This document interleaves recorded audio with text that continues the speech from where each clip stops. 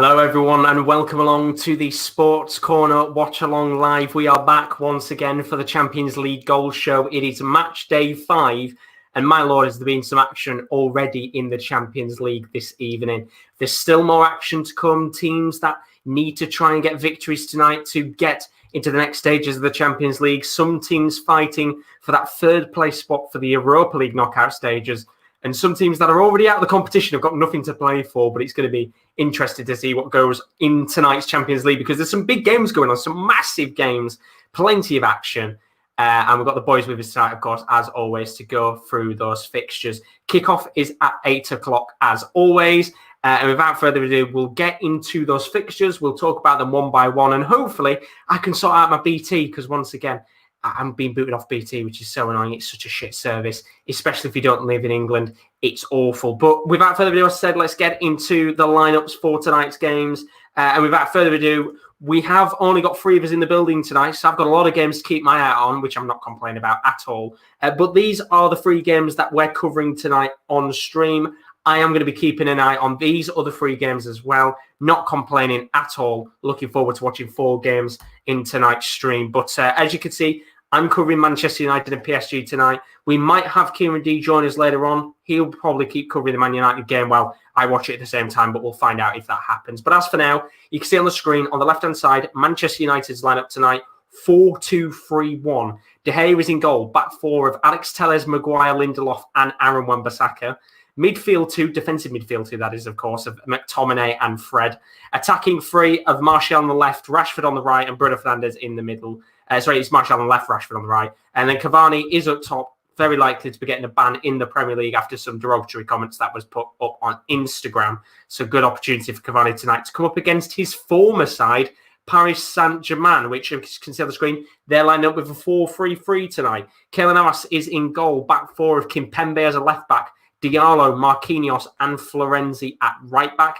Midfield 3 of Paredes, Danilo Pereira and Marco Verratti, who's finally back after a long-term injury. And then up top tonight is that ever-present front 3 right now of Mbappe, Moise Kean and Neymar. Neymar playing as a right winger tonight, Di Maria on the bench. So it'll be an interesting game to see how that goes down tonight. Hopefully I can get access to it very shortly, BT being very useless indeed. But Peter's in the stream. He says, how are you all, lads? Good to see you as always, Peter. And Alexa's in the stream as well. He says, good evening, boys. How are you doing, Alexa? Nice to see you in the stream as always. So let's talk about the other game that's going on. Kick off in 6 minutes for this match tonight. And as you can see on the screen, it's a big match for these 2 sides, Club Brugge and Zenit, because depending on the result tonight of the other game, which Rowan is going to be watching, which is Dortmund and Lazio, if Club Brugge win tonight and Lazio loses, then Club Brugge still have a chance of getting through to the knockout stages of the Champions League. As for Zenit, they need to win this game to try and keep their hopes of getting the Europa League spot alive. And without further ado, watching this game tonight, of course, as always, is Kieran L. How are you doing, buddy? I'm doing pretty damn well. How are you? I'm doing good as always. Let's look at that Club Brugge lineup. It is a 4-1. Well, technically, it's kind of a 4-1-3-2 that they've got tonight. Mignolet is in goal. Left back, they've got Ricard, the Uruguayan left back. Casunao, Machelli, and Clinton Mata as part of the rest of the back 4. Eder Balanta as that holding midfielder in the middle. Attacking 3 of Vormer, Vanaken, and Bonaventure. And then up top is Lang and De Catalere. And then it's a 4-3-3 for Zenit tonight, the away side. Kurzakov in goal. Back 4 of Douglas Santos, Rakitsky, Prokin and Sutormin. Midfield 3 of Kuzeev, Barrios and Erikin. And then up top is Malcolm, Azmoun and Driussi. I think the one thing I looked at, Kieran, straight away in this lineup, Club Brugge, they're not messing about tonight. That is an incredibly attacking team. And as I said before, if Lazio lose tonight to Dortmund and Brugge wins, they still have a chance of getting through to the knockout stages. The question is, we've seen a win tonight for one of the Russian sides. They've gone on a torrid run of form for all Russian leagues sides in European competition. Can Zenit get a second win tonight for the Russian clubs? Or do you think that the attacking side is going to be a bit too much tonight for them? Well, this is the thing. I was exactly like you, Josh. The moment I got the lineup up, I thought you could split that Bruges team into 2 halves, the defensive and the attacking. There's no in between for that team. You know, you've got the defenders and the rest seem to be able to free flow forward. There's some good players in there. Hans Vanneken's always quality on a European night, and put that alongside Emmanuel Dennis or Bonaventure's thing, and Charles de Ketelaere. Zenit have got to worry about them players. But you know what, Josh? I'll believe it's like buses. You wait all tournament for one, and 2 Russian wins will come at once. Up the Zenit St. Petersburg. They've changed the formation. Oh, go on. I was going to say it's very similar to Marseille. They waited pretty much all 5 of the match days to get a goal, and then they got 2 at once. So could work in the same way. Exactly, and they've changed the formation. They usually go 2 up top, with Juba being that bullying striker and someone running off him. Different approach tonight. Hopefully it works. Gambling on both teams. A lot at play. Should be a good one.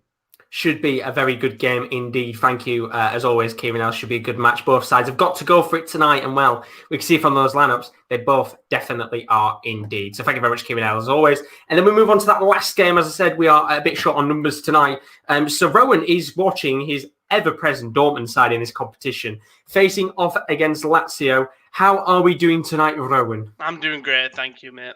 Good. Let's have a look at that Dortmund lineup. It is a 3-4-3 tonight from Dortmund. Berkey is in goal. Back 3 of Piszczek, Akanji and Hummels.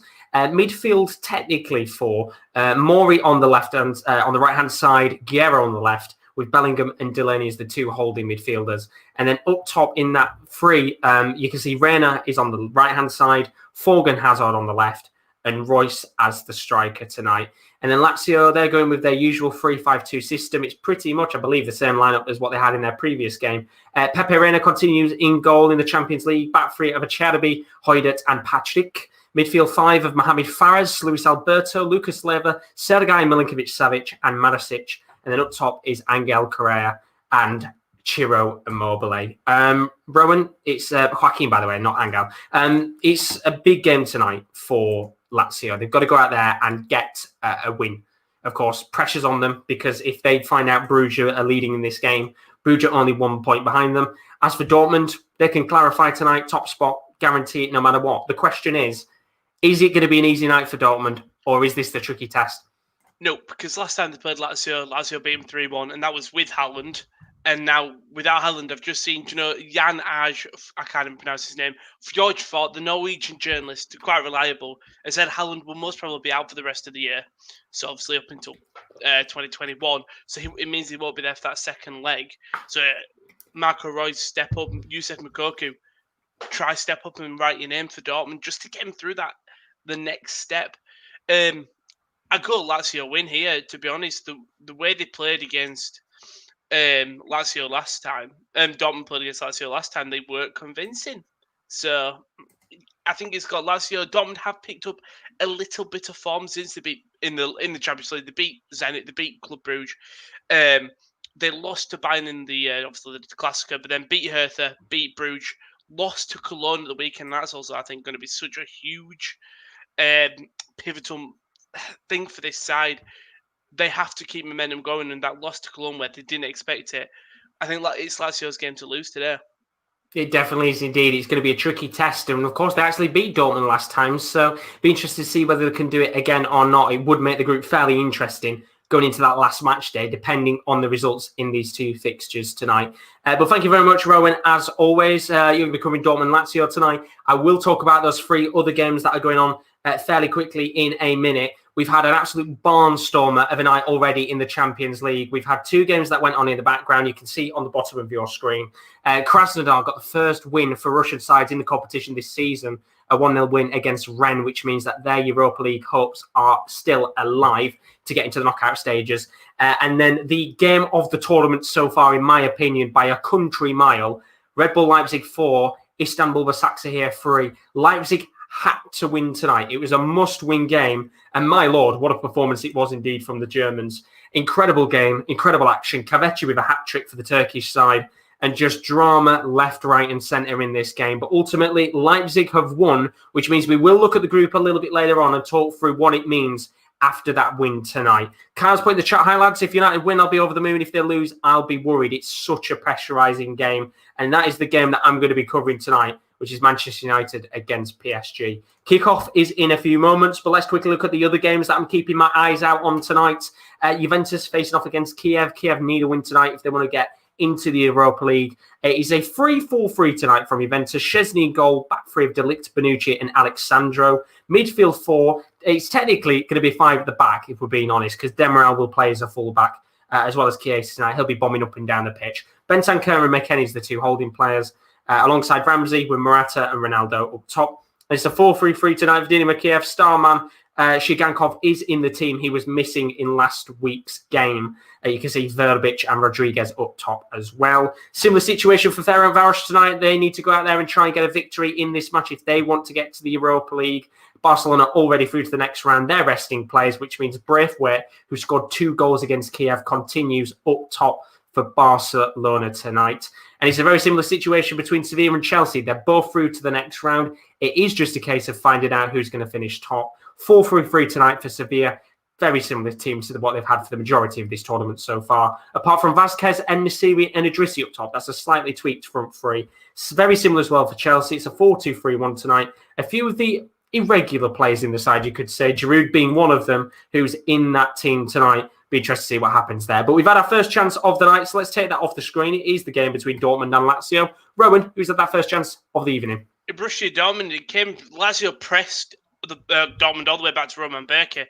Berke plays it to the middle. Marco Reus takes it from there and just keeps on running, lays off to Gio Reyna, who just gets tackled. It's a lovely tackle from the back. I think it might have been, I don't know who it was at the back. I'm not gonna try guess the name, but it's laid back to Jude Bellingham, who fakes it, takes shot, and it's deflected out for a shot. But bright sparks from Dortmund as it's run through. Oof. Reyna comes out there with it's a shaky clearance, but he gets it out quick. But Dortmund really playing very bright here. Sorry, it's Maury now. Into Jude Bellingham. Bellingham to Gio Reyna. Bellingham. Back out to the wing now. Thorgan Hazard. To Rafael Guerrero, sorry. Dortmund are passing this around. Lovely. The ball's still in Dortmund's favour here. Bellingham has still got it. Can Dortmund get... All right, we should be all right. They've slowed it down. We should be all good. Thank you very much, Rowan. As always, good start there for Dortmund. Still 0-0 though, as it currently stands in that match. So thank you very much, as always, Rowan. Now, I do apologise tonight. The main game that I'm covering is Manchester United PSG. Now, he's probably going to get a little bit busy. I've got 4 games I'm covering tonight, which is certainly a good thing for me because it keeps me nice and busy. So I've got 4 games I'm keeping my eyes out on. The main game tonight, Manchester United, PSG. So I will keep you up to date as I possibly can across all 4 of those other fixtures tonight. So for those of you that have just joined and wondering who's covering the games tonight, I'm covering Manchester United, PSG, Sevilla, Chelsea, Juventus, Kiev, and Ferencváros, Barca. The main game I'm keeping my eye out on, though, is Man United, PSG. Rowan is covering Dortmund, Lazio, as we spoke to him a moment ago. Good start there for the German side in this match. And then Kieran is covering Bruges versus Zenit St. Petersburg. So plenty of action across the board tonight in the Champions League. We might have KD joining us later, which if KD does join us, I would probably expect him to join us and watch Manchester United PSG. So there might be 2 of us actually watching that game at once, which means I guess we could maybe dual commentate on that match. But in terms of the start here, we're 2 minutes into this game, and Neymar was already hobbling in this match, which is what you certainly don't want to see early on to this game for PSG, because Di Maria is on the bench tonight against his former side. So it'll be fairly interesting to see what happens here if Neymar continues to hobble on in these early few minutes of the match tonight. But I'm going to go through your comments now. Alexa said earlier in the rumour news of today, Serbia apparently want Arsene Wenger to come out and manage the national team. Just a rumour, which, to be fair, is quite an interesting one. Arsene Wenger has been out of the fold for a little bit in terms of managerial positions, but quite interesting.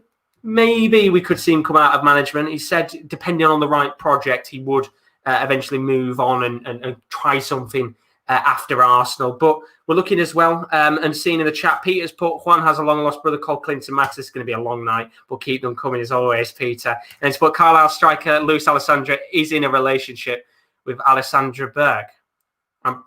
Yeah, honestly, unbelievable. Incredible, honestly. We've got a corner here for Paris Saint-Germain, I believe. Sorry, Manchester United in the early sectors of this game. If they can get a goal, then it would be fantastic for them indeed. And what I'm going to do is I'm going to take that off the screen. We will look at the groups in a moment and just kind of have a rundown of how things are looking so far. But it's a corner for PSG. I was right. Neymar lofts it into the box. Eventually, it's headed away. It's going to come down towards the path of Mbappe, but it's hoofed away in the end, and nothing will come of the situation at hand. So, as you can see on the screen right now, this is how the tables are currently standing in terms of the groups. In Group E, done and dusted, of course, tonight for Chelsea and Sevilla. They're both through to the next round, but it's a case of who is going to finish at the top of the group. As for Krasnodar, well, they've come out of nowhere. They now look like they're going to qualify for the Europa League knockout stages. A good win for them, which just proves that you don't have to be consistent for the entirety of the tournament to get through at least to the Europa League. Because, let's be honest, I think both Krasnodar and Rennes were probably thinking they were going to go to get around third or fourth place in this competition. In terms of Group F, as we said before, a win tonight for Bruges and a loss for Dortmund. A loss for Lazio would make things interesting in the group. It would put Bruges on 7 points and Lazio on 8, which means Bruges would still be in with a chance of qualifying for the next round of the Champions League, which would make that a very enthralling early bit of action. But we've got a chance here for PSG to come forward. And Mbappe's just outside of the box, still going. Shot's being deflected. It's going to come down for Neymar, and it's in the back of the net. It's a lovely finish from Neymar towards his right-hand side of the post. And it was a really poor effort from Mbappe in terms of the shot. It was deflected in the end, but it came out to Neymar. He took his time. He was calm. He was patient on the ball, and he strokes it into the back of the net. David De Gea does come a little bit out of his net, but I think in this situation, you could say bad, goalkeeping decision there from De Gea. You could also say he's got every right to come out in this situation and try and get the ball. But the goal is going to stand. It's 1-0 Paris Saint-Germain, and that is the first goal of the evening. And, well, Kyle said in the chat, if Man United lose tonight, he's going to be very nervous indeed. And, well, it's certainly a bad start in that match. 1-0 to Paris Saint-Germain. Kaz, but for fuck's sake, United, not the start that you want. And we've had another early goal as well in tonight's game between Sevilla and Chelsea. I'll talk through that goal in a second, but big goal tonight for Paris Saint-Germain. They must go out there and win this game, as do Manchester United, which means this is going to be an absolutely mouth-watering clash in comparison to what I had yesterday. But as I said, we've got a goal in one of the other games tonight. Sevilla taking on Chelsea. It's a battle for who's going to finish at the top of the table. And I'm just about to see the goal myself now. Still showing me the PSG goal here. And, well, Neymar was hobbling about 5 minutes ago, and now he's got a goal to his name. But just seeing the goal here now between Sevilla and Chelsea, and it's a goal for Chelsea. Ball's been played down the middle of the pitch. Jorginho makes a bombing run forward, lays the ball off into the path. Oh, it's a splendid goal. And, of course, who else was it going to be? That man, Olivier Giroud. It's an incredible finish from the Frenchman. He gets the ball around the defender. He curls it into the bottom left-hand corner. And France's greatest ever striker puts the ball into the back of the net. And it's 1-0 Chelsea after 7 minutes. And do you know what? I'll give him credit. It's a really good goal. He bodies Diego Carlos as if he's about to take the shot on. And then takes the shot on the second after his second touch on the ball. And it's an incredible finish indeed from Giroud. We love to see it. 1-0 Chelsea in that match. So we were looking at the groups a minute ago, and we were kind of looking at how things currently stand. Well, let's take a look back now, because as we can see, Chelsea have moved to the top of their group, 13 points on the board now. Sevilla with 10, which means that we would expect Chelsea to go on and win the group. But the most interesting group is the Group H. We now have 3 teams all separated by 9 points. As it currently stands, Manchester United will still stay top. PSG in second, Leipzig in third. It could be an absolutely mental match day 6 because all the 4 teams will play at the same time. So we'll have absolutely no idea how things are going to go on in terms of the group itself. But bonkers right now. 3 teams separated by 9 points. It's going to be a very, very interesting final match day 6. But we've still got 70 minutes of action here between Manchester United and Paris Saint-Germain. So let's not wish it away, but a good early start in this game for PSG. And as I said a moment ago, Neymar was hobbling in the first 2 minutes, and now he looks completely fine. And it was a good finish from the Brazilian. And on a night where they're expected to go out there and win, they are certainly doing the business early in this match. 1-0 to PSG early on in this game. But do tell us in the chat tonight, what games are you watching in the stream? Are you watching the PSG game, or are you watching one of the different matches tonight? You'll have to tell us as always. But we're about 10 minutes into the matches tonight. We've had one little opportunity in the game between Dortmund and Lazio, and we're still waiting for the first big chance of the night between Club Brugge and Zenit St. Petersburg. So we're very early days in tonight's Champions League action. Just kind of having a look here at the Ferencvaros match. Ferencvaros having a couple of early opportunities in this game. Of course, we saw last time when they played off against Barcelona, they did lose in the end by 5 or 6 goals. It was a pretty good performance for about 60 minutes, and then they kind of collapsed in the end. But there's not really been many opportunities in this game so far. There was one little chance for Barcelona to come forward, but as of right now, as you would expect, Ferencvaros holding on a little bit in this match. They've had about 30% possession, and Barcelona just looking a little bit quiet so far. One chance for Jordi Alba, which was given offside in the end. C4's in the stream. He says, battering incoming for United. They're shite. 1-0 down, of course, as it currently stands in that game against Paris Saint-Germain. And I've got to say, so far, Sifo, in terms of how this last 10 minutes has gone, they have been battered possession-wise. I don't think I've seen really an opportunity for Manchester United so far. And I'm not a Man United fan, so I'm not going to be biased tonight. I'm going to be 100% clarity in terms of how this game is going to go down. But PSG looking really, really hungry in this game so far. And, well, we could have the first chance of the night here for Man U to come forward. It's Martial on the left wing, but some good defending at the back there. And, well, really poor from United so far. We had a little chance as well from Florenzi from outside the box. It was a good save from De Gea, but apart from that, we've not really had any chances for Manchester United in this game so far. And I do apologise. I've got very itchy eye right now. But I can see in the chat, Carl's put, did you hear that Messi and Barcelona were fined for Messi's goal celebration tribute to Maradona? I find that low move by La Liga. I guess it's one of those where in the rules, they have to give them a fine. Give them a yellow card at least. A fine's a bit of a weird one, but I know with the yellow card, of course, we've seen instances before with players celebrating last-minute goals and things like that, where they've given out yellow cards, and it's understandable. It's in the letter of the game; they have to give a yellow card as much as they don't want to. But the fine is a bit of a weird one.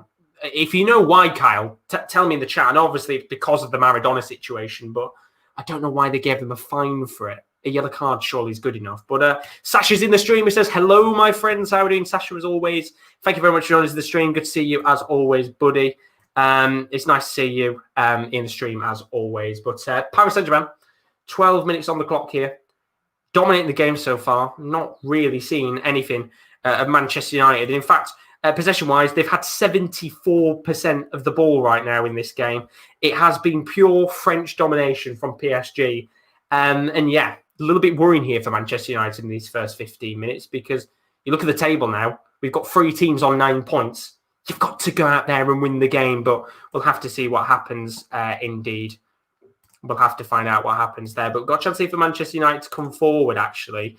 Ball's been lofted into the box towards Cavani. He takes a touch, and it's a really heavy touch. And I think he's actually given an advantage here to PSG, and they're coming forward on the counter-attack. And it's a lovely run from, of all people, it was Kimpembe from the left-back position driving forward down the middle and eventually lays the ball off into the path of Keane. But nothing's going to come of it in the end. But we have had a goal elsewhere in tonight's fixture. I said Barcelona hadn't done much in the game so far against Ferencvaros. Well, now they finally have. We're 14 minutes into that game. The first goal of the night has come in this match. It's a ball from Jordi Alba that's lofted into the box. And it's a lovely finish by the man that is currently in form right now. I believe Antoine Griezmann with the goal. 1-0 Barcelona. Nice early start to that match for Ronald Koeman. You have to say that they've not really been convincing in the Champions League so far, and might be a good opportunity tonight for them to show their class. And as I said, it was Antoine Griezmann who scored the goal. It was a lovely finish, I have to say. It was a kind of a back-heeled finish, I believe. So I'm just looking at the goal now. It was 1-2 play from Dembele and Alba. Ball's lofted into the box. And yeah, it's a lovely back-heel finish from Antoine Griezmann. Goes into the back of the net. There's no chance it's being saved. And if you haven't seen the goal he scored last week, well worth checking out. He scored an incredible goal in La Liga last weekend. That was an absolutely emphatic back-heel finish from Antoine Griezmann there. And it's 1-0 Barcelona early on into that match tonight. If you don't know how that group is currently standing, it means Barcelona dominate that group by 5 points, with 15, Juventus with 10 points in second. Both teams already through to the next stage of the Champions League. So, of course, it doesn't really matter in terms of this match, but it does matter for Ferencváros and Kiev, because if they can both get a point on the board tonight, it would give them a bit of an advantage in the group, specifically for Kiev, because when we look at the group for Kiev, if they can get one more point on the board and get a point against Juventus, then it will certainly mean they should go through into the Europa League knockout stages, which is a very, very good result for them indeed. Obviously, Sacha said earlier, glory, PSG, and Pete's put in Paris, there was a saint, his name was Valérie Germain. Unbelievable, the jokes. Still 1-0 though to Paris Saint-Germain in this match so far. And of course, I'm just actually seeing a little bit of this Juventus-Kiev game. And for those of you that are wondering how's that panned out so far, it has been Juventus' domination in that game. And it's actually quite an interesting one tonight because it's the first game in the Champions League where there is a women's official, a women's referee, which is fantastic to see. Really good in the Champions League. Of course, she's actually very well-respected referee in the game, so I'll be interested to see how that goes down tonight. But first women's referee, some history in the Champions League tonight, which is always good to see indeed. It's 0-0 as it currently stands in that match between Juventus and Dynamo Kiev. But coming back to this PSG game, there's a chance here for PSG to come forward. Ball's been laid off to Neymar on the left wing. He's dancing, lays the ball off to Mbappe, tries to flick the ball to Moise Kean on the right wing. It's a little bit too heavy. Kean flicks the ball, trying to get it towards Neymar. It's landed towards Mbappe. He tries to then feed the ball to Neymar inside the box on the left wing. He's got the ball back. Neymar inside the box on the left wing towards the near left-hand side of the post. He's dancing. Lays the ball towards Verratti. And, that is an absolutely crucial block. Verratti took the shot on in the end. And I think it was a slight block from Rashford. And Neymar's gone for the acrobatic. And David De Gea saves it. It is relentless from Paris Saint-Germain right now. They are coming forward with a plethora of opportunities in this first 20 minutes. And if I was a Manchester United fan, you'll have to tell us in the chat, what do you think so far of the first 15 minutes? Because I would be absolutely fuming with the start of this game so far. They've done nothing to really test this PSG side. And I could easily see, 2 or 3 more goals in this game already for the home side, for the away side in this match. But as it currently stands, it is still 1-0. We've had a big chance in the game between Juventus and Kiev. I believe it's been deemed as offside, but Ronaldo was on the left, inside the box on the left hand side of the near post, tried to take on the shot from a really awkward angle, but it was a little bit too awkward, and it's coming more of a cross than it has as a shot. And it's gone out of play and been given as an offside in the end either way. So still no goal in that game so far. 0-0 between Juventus and Dynamo Kiev. But if you're new to the stream, as always, do leave a like and a subscription. It's very greatly appreciated. We are only a few subscribers away from 1,300. So it's very greatly appreciated for all of you that have joined us, whether you're new to the channel or you've been here before. Thank you for the support, as always. But as it currently stands, we are getting towards the 20th minute mark of tonight's Champions League fixtures, and there's only been 3 goals on the night so far. PSG 1-0 up against Manchester United, Chelsea 1-0 up against Sevilla, and Barcelona 1-0 up against Ferencváros. But we have had a chance in the game between Dortmund and Lazio. The question is, Rowan, who's had the opportunity in the game? It's Lazio. It's a lovely back and forth game, and it's a lovely ball into the middle. I think, who plays it? I don't know who played. I think it could have been Ciro Immobile. Plays the ball in, and Correa beats his man. He goes down in the box, but he gets the shot off. Berkey stops it, and he's eventually cleared. And obviously, Immobile will come for a foul, but there's 2 very big decisions. First of all, Dortmund counter-attack. So Lazio go for an attack. Dortmund get the ball to Piszczek, who plays a lovely ball over the top to Marco Reus and Jude Bellingham, who's just playing him as makeshift striker because he can. And it looks like Maricic, Serbian tries to make a lovely tackle, but Maricic comes across and seemingly just takes out Bellingham. No opportunity, no chance for going for the ball. Referee waves away. And then on the other end,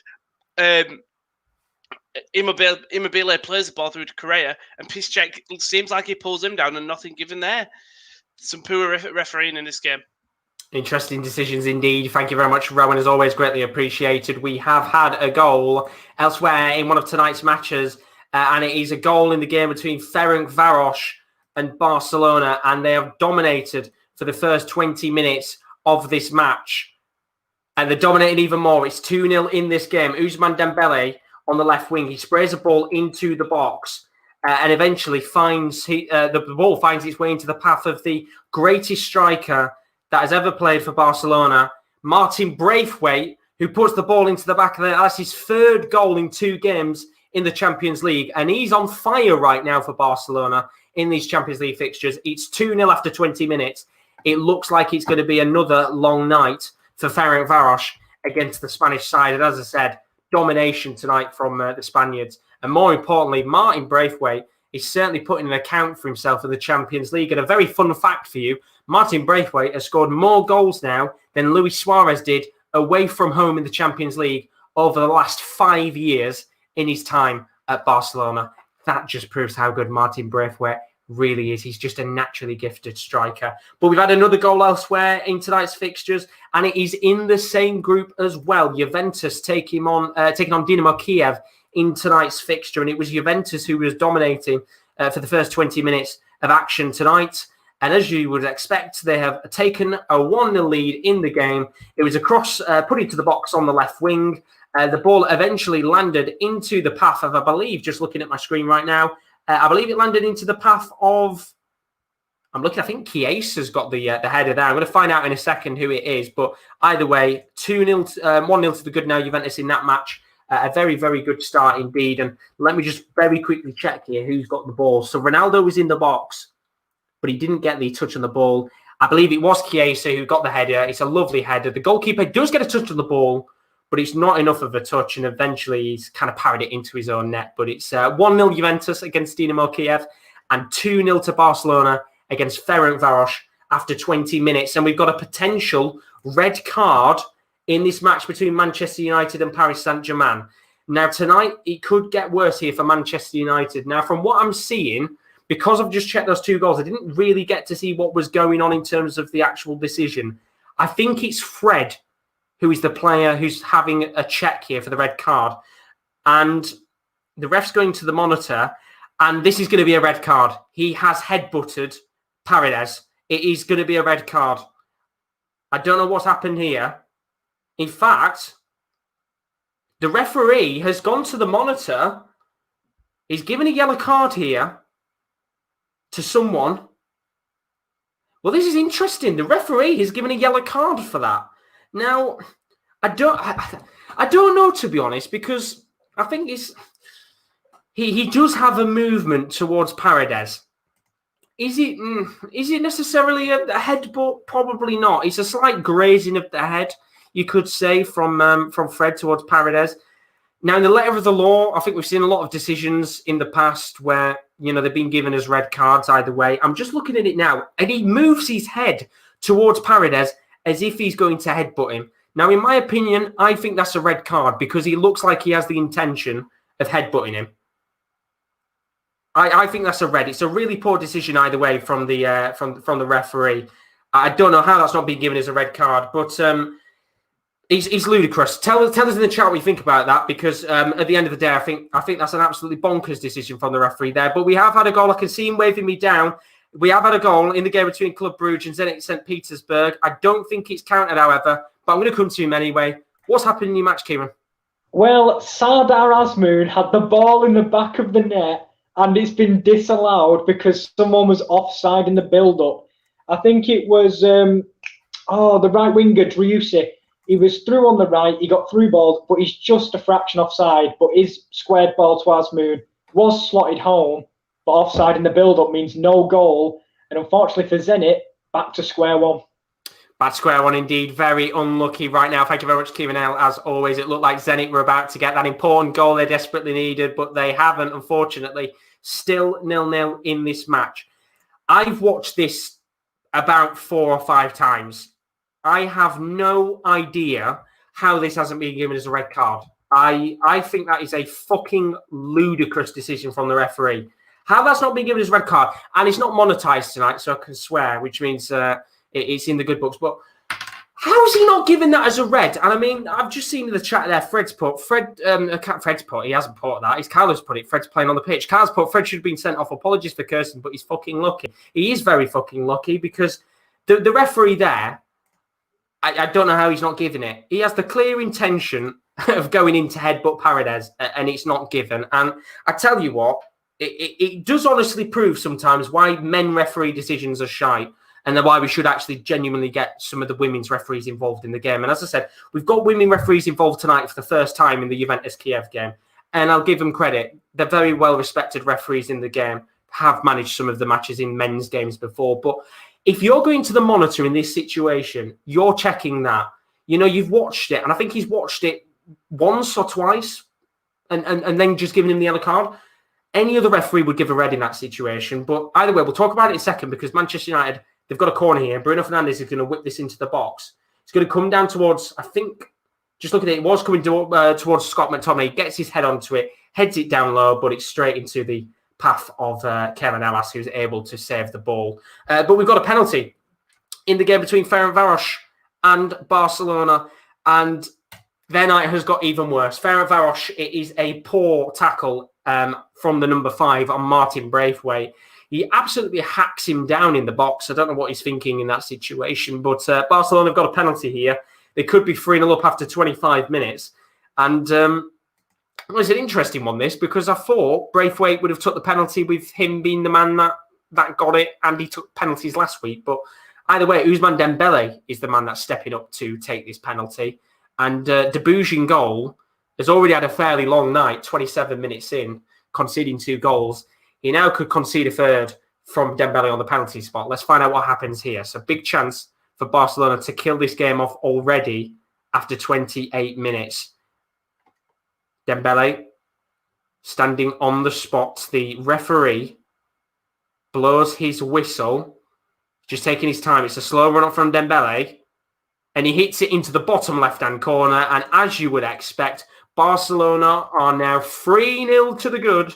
They are running right tonight. And as I said, they scored 5 goals. I believe it might have even been 6 the first time that they played Ferencváros. It took them 60 minutes to score the first goal. And well, tonight it took them about 10. And they've already got 3 goals. It's going to be a long night for the Hungarians. I can see this one getting fairly feisty indeed with a few more goals in that match before half-time. But either way, 3-0 to Barcelona. Good start to that match tonight. We've had a big chance in the game between Sevilla and Chelsea as well. And the goal scorer, Olivier Giroud, had a very good opportunity to double his goal tally tonight. It was on the right wing, inside of the box. He had a really, really good chance against, I think it was Vashlik in goal. And somehow, it's a really good save from Vashlik. Giroud should have had his second goal of the night. But let's go over to Rome because there has been a chance in his game between Dortmund and Lazio. The question is, who's had the better of the chances, Rowan? It should be 1-0 to Lazio. It's a lovely build-up play. I think it starts with Alberto on the wing. Plays the ball through. It goes to Correa in the middle.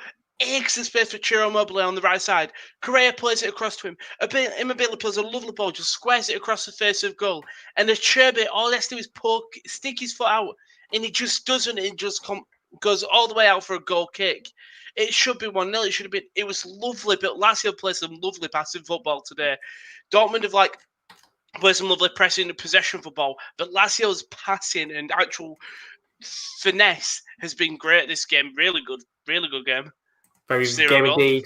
Thank you very much, Ron. As always, we hope we can get a goal soon. 0-0 as it stands between Dortmund and Lazio. Let's go back to this Manchester United game because they're coming forward here. Alex Tellers trying to spray a ball into the box. It's gone out of play. Oh, no, it hasn't gone out of play. It's actually stayed in play. It's come back to Alex Tellers, which it was Diallo who got his header onto it. It's come back to him. And do you know what? I will give Man United credit here. In the last kind of 5 or 10 minutes, they are getting back into this match. Now, they should be down to 10 men, and I'm not going to sit there all night and complain about the fact that they should be down to 10 men. But they're getting back into this match looking much better in comparison to that first 15 minutes.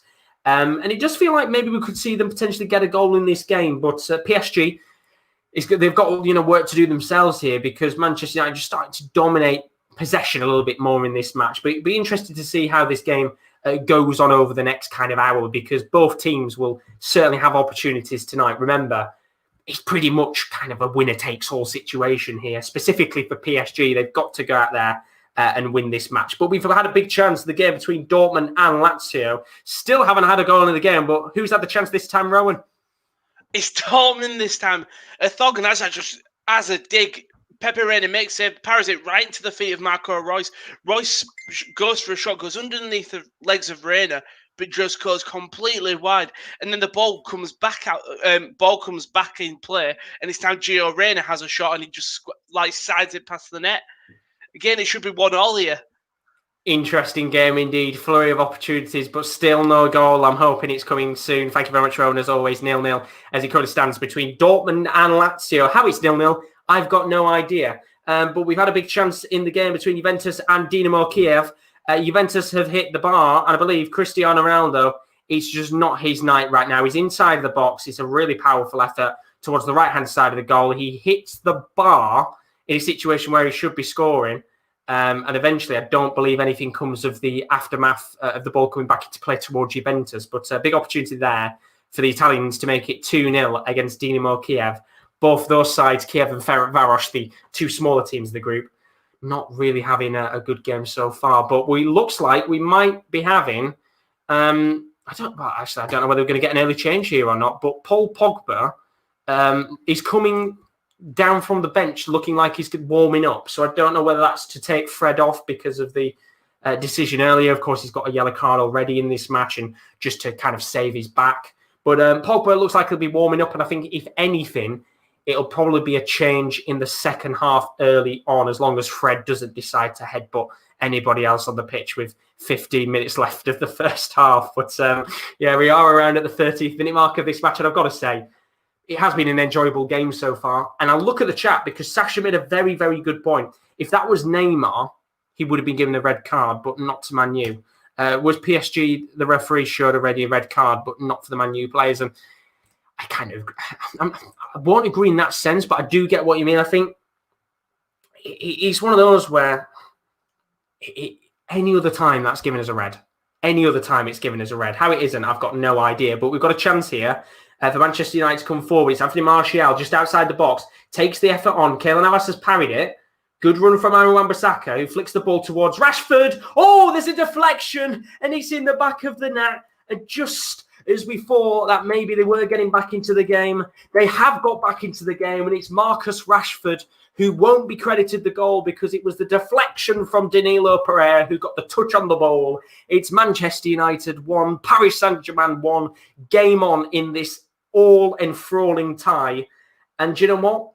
When we look at the Keylor Navas parry, there's not much he could have done in that situation. But there's been another goal elsewhere in tonight's fixtures. I'll talk about that goal in a little moment. There's been a goal between Bruges and Zenit St. Petersburg. The question is, have Zenit finally got the goal they wanted, or are Bruges in the lead? Kieran. Bruges in the lead, and it's unfortunate because, Zenit had the ball in the back of the net earlier, but a whipped ball was put into the box low. The defender clears it, but he only clears it as far as Charles de Ketelaere, who's around the penalty spot, hits it first time into the top right-hand corner. It's a really sloppy bit of defending from Zenit. They didn't get it clear, and sadly, they're 1-0 down. Very unfortunate for Zenit indeed. Bruges won't care at all because that's exactly what they need tonight in a must-win game. Thank you very much, Kieran. As always, 1-0 to Bruges. Could have been 1-1 had Zenit's goal not been disallowed earlier, but... my Lord, Manchester United, as I said, coming out of nowhere and getting that goal. As I said, it was kind of a 10-minute spell, 10 or 15 minutes, I would say, where they were getting back into the game. And credit to them because 20 minutes, they looked like rubbish, to be honest. They were getting battered left, right and centre. But we've got a corner here, either way, for PSG. Neymar's going to flick the ball into the box. Oh, very nearly there. A chance for Florenzi to back heel it in. But Mbappe's got the ball back. He's trying to curl it into the top right-hand corner. And he so nearly goes into the back of the net. And David De Gea, he's scrambling for the ball in this situation. It's a slight deflection off the back heel of Lindelof that kind of teeters it towards goal. And as I said, De Gea scrambling, but we've got another corner here. And this game is certainly so much more enthralling than what that Porto game was last night. What a lot of shite that was. We've got a corner coming in though. Neymar's going to flick it into the box. And eventually it's headed away by Lindelof this time. No deflection on the ball. It's going to come back towards the path of Kimpembe. Now it's towards Florenzi, who flicks it into the box. Cleared away by Harry Maguire. Fred with a heavy touch. He's given the ball away once again. And now Mbappe's on the left wing. Good chance here for the Frenchman to flick the ball into the box. Still going, Mbappe. Tries to cut past Cavani. It's a lovely cross into the box, but there's no one there to flick it into the back of the net. And it stays Manchester United 1, Paris Saint-Germain 1. Good game. Really good game, I have to say. 3 shots on target for Manchester United. 0 shots on target for PSG. And when you look at things, of course, the goal was given as a deflection from Danilo Pereira. So that wouldn't... Well, I think it would count as shot on target, but it would go down as an own goal. And the PSG goal came from Neymar. I can't remember what happened for the goal, to be honest. I can't believe it. 30 minutes in, I forgot what happened with the goal. It was Neymar who scored either way. But yeah, it's a bit of a weird match, this one. Manchester United definitely getting back into this. I think Thomas Tuchel will be a little bit annoyed with how his side have kind of taken the last 10 or 15 minutes because United looking very well indeed. Bernardo's in the stream, though. He says, wow, Krasnodar getting 1 up and 1 on Rennes. Well done. It's a big thing for them, of course, because they might get into the Europa League knockout stages. But they're coming forward here. PSG, once again, it's Moise Kean driving through the middle. He's about 40 yards out from goal. He's going to lay the ball off to Verratti, who sprays the ball to the left wing towards the path of Kimpembe, who's playing as a left-back tonight, which is an interesting shout. No Kazawa in the team, which is a bit of a shame for PSG. I believe he's injured right now. But they're coming forward once again. Paredes lays the ball off to Marco Verratti, which is good to see him back as well after a long-term injury, keeping him out for quite a while for PSG. In fact, I feel like he's out for a few months now from what I can remember. I'm pretty sure he didn't even start in the Champions League final. Whether that's a recurring injury or whether it's 2 separate ones over the last few months, I've got no idea. I think if there's any PSG fans in the chat, you'll have to tell us there for sure. But ball's come back all the way to the Paris Saint-Germain defence and nothing will come of the original opportunity we said a moment ago from Keane in the end. But we've had a chance of the game between Bruges and Zenit St. Petersburg. Of course, for Bruges tonight, they're in lead as it stands. Zenit St. Petersburg, they need to get back into this game. The question is it a chance for Zenit or are Bruges looking hungry for more goals? Kieran? Bruges could have pretty much surrendered Zenit to the bottom of the group there. It was a corner from Ruud Vormer. It met the head of Hans Vanaken. No man even closer and really poor defending from a set piece from Zenit. But his header was well saved by Kurzakov, who kept it in his grasp and didn't let any deflections dictate this game. It's really close, Josh, I'm not going to lie, but Bruges get one more. I think it's over. Makes for an interesting game if Zenit can get back into it, but it's still Bruges 1-0 right now, up in that game against Zenit St. Petersburg. Should be a fairly interesting last 10 minutes of action in that one. Thank you very much, KL, as always. Of course, we are still 1-1 between Manchester United and Paris Saint-Germain, and we've got a yellow card coming out here. I think this is a bit of a feisty tackle from Paredes on Fred. And, well, we saw earlier, of course, Fred went to go and headbutt Paredes, and now Paredes has laid one on Fred, and he's got himself into the book as well. But we've got a potential VAR check for a penalty in the game between Sevilla and Chelsea. Now, I'll see what happens here. The referee just stopping play. There was originally a free kick which was taken a moment ago for Sevilla. Now, I don't know whether they're checking a potential handball from that original free kick. We'll have to find out in a second either way. But let's go over to Rome because there has been a chance in his game. By the way, VAR check is over. It's not going to count. But there has been a chance of the game in Rowan's match. Let's find out who's had that chance in Dortmund and Lazio. Who is it, Rowan? Sorry, Roman Berkey's just down and said he's back up. It was Lazio again, but it's not really more of the shot. It was more the defending from Dortmund. Again, another lovely attack from Immobile. Immobile plays the ball through to Correa. And Matteo, you see the thing. Matteo Mori's run back from the halfway line. Just he knows where the ball's going to, and he's just chasing down Correa. Doesn't stop. He sticks the foot in there. These youngsters had such a good game today. Where Piszczek has been quite shaky, Mori's been there to step up for the defence. But it's just a lovely piece of defending. But Lazio, they are looking dangerous on attacks. Very dangerous indeed so far. Somehow still without a goal. Hopefully we'll get on soon. Thank you very much, Rowan. As always, 0-0 between Dortmund and Lazio as we get a free kick here in the game between Manchester United and Paris Saint-Germain. The check was over, being given as no penalty in that game between Sevilla and Chelsea. But the free kick is about 35 yards out from goal for Paris Saint-Germain. It's going to be lofted into the box. And Neymar is the man who stood over this free kick. And, well, it'd be the perfect time in this game to get a goal back just before half-time and take the lead and really put the pressure on Manchester United here. But either way, the free kick is going to be taken. It's going to be taken towards the left wing very quickly into the path of Mbappe, who gets past Aaron Wan-Bissaka, tries to flick a ball into the box, but his cross has landed into the hands of David De Gea, and really good there from Kylian Mbappe on the left wing, trying to dance around Aaron Wan-Bissaka. And I'll give credit because Aaron Wan-Bissaka keeps nice and tight to Mbappe and makes it very hard for him in the end. But now Manchester United are coming from the original goal kick, and David De Gea hits it all the way up to Anthony Martial on the left wing, but he's deemed as offside. Very lucky there indeed with that opportunity. But we've got a corner in the Sevilla-Chelsea game. Sevilla looking to get a goal back in this one before half-time. They're 1-0 down as it currently stands. Diego Carlos was up, tried to get a header on the ball, but it's eventually come all the way back to Chelsea, and now they're leading in counter-attack. Be interested to see if that comes to anything with a few minutes left of this match. In fact, to be precise, we've got about 5 minutes left of action across the board in tonight's fixtures. And as it currently stands, it's Manchester United 1, Paris Saint-Germain 1. Dortmund 0, Lazio 0. That should have had a few goals in it by now, to be fair. Club Brugge 1, Zenit Petersburg 0. Zenit had opened the scoring in this game, but it's not been given. Unfortunately, it was deemed as offside, I believe, in that game. Club Brugge taking the lead in that match, though. 1-0 as currently stands in that game. Chelsea 1-0 up against Sevilla, the greatest striker of all time, Giroud, with goal in that one. Juventus 1, Dinamo Kiev 0, goal from Chiesa in that match.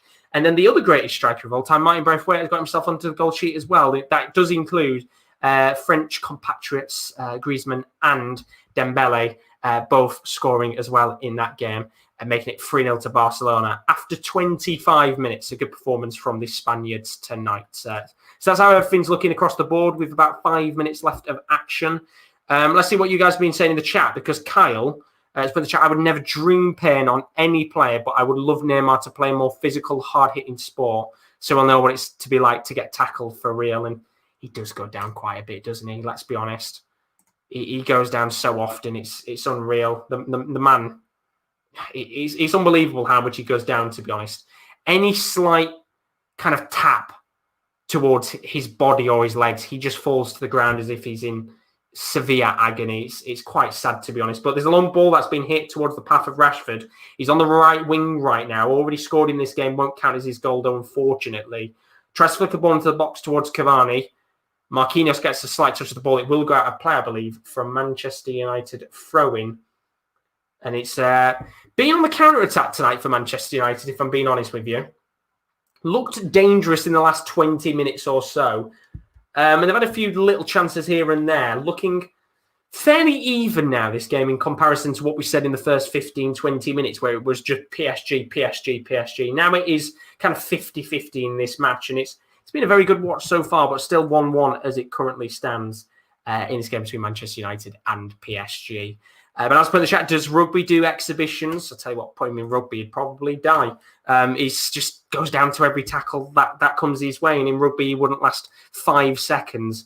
We've got another tackle, though, on Neymar. And what a surprise. He's rolling around as if he's been shot in the foot. And McTominay, I think, is making the point to the referee here about how Neymar is crying at every single decision that doesn't go his way. And it's a good tackle, I actually think, there from McTominay. And, well, as McTominay makes the tackle, Neymar decides to push McTominay in the private area.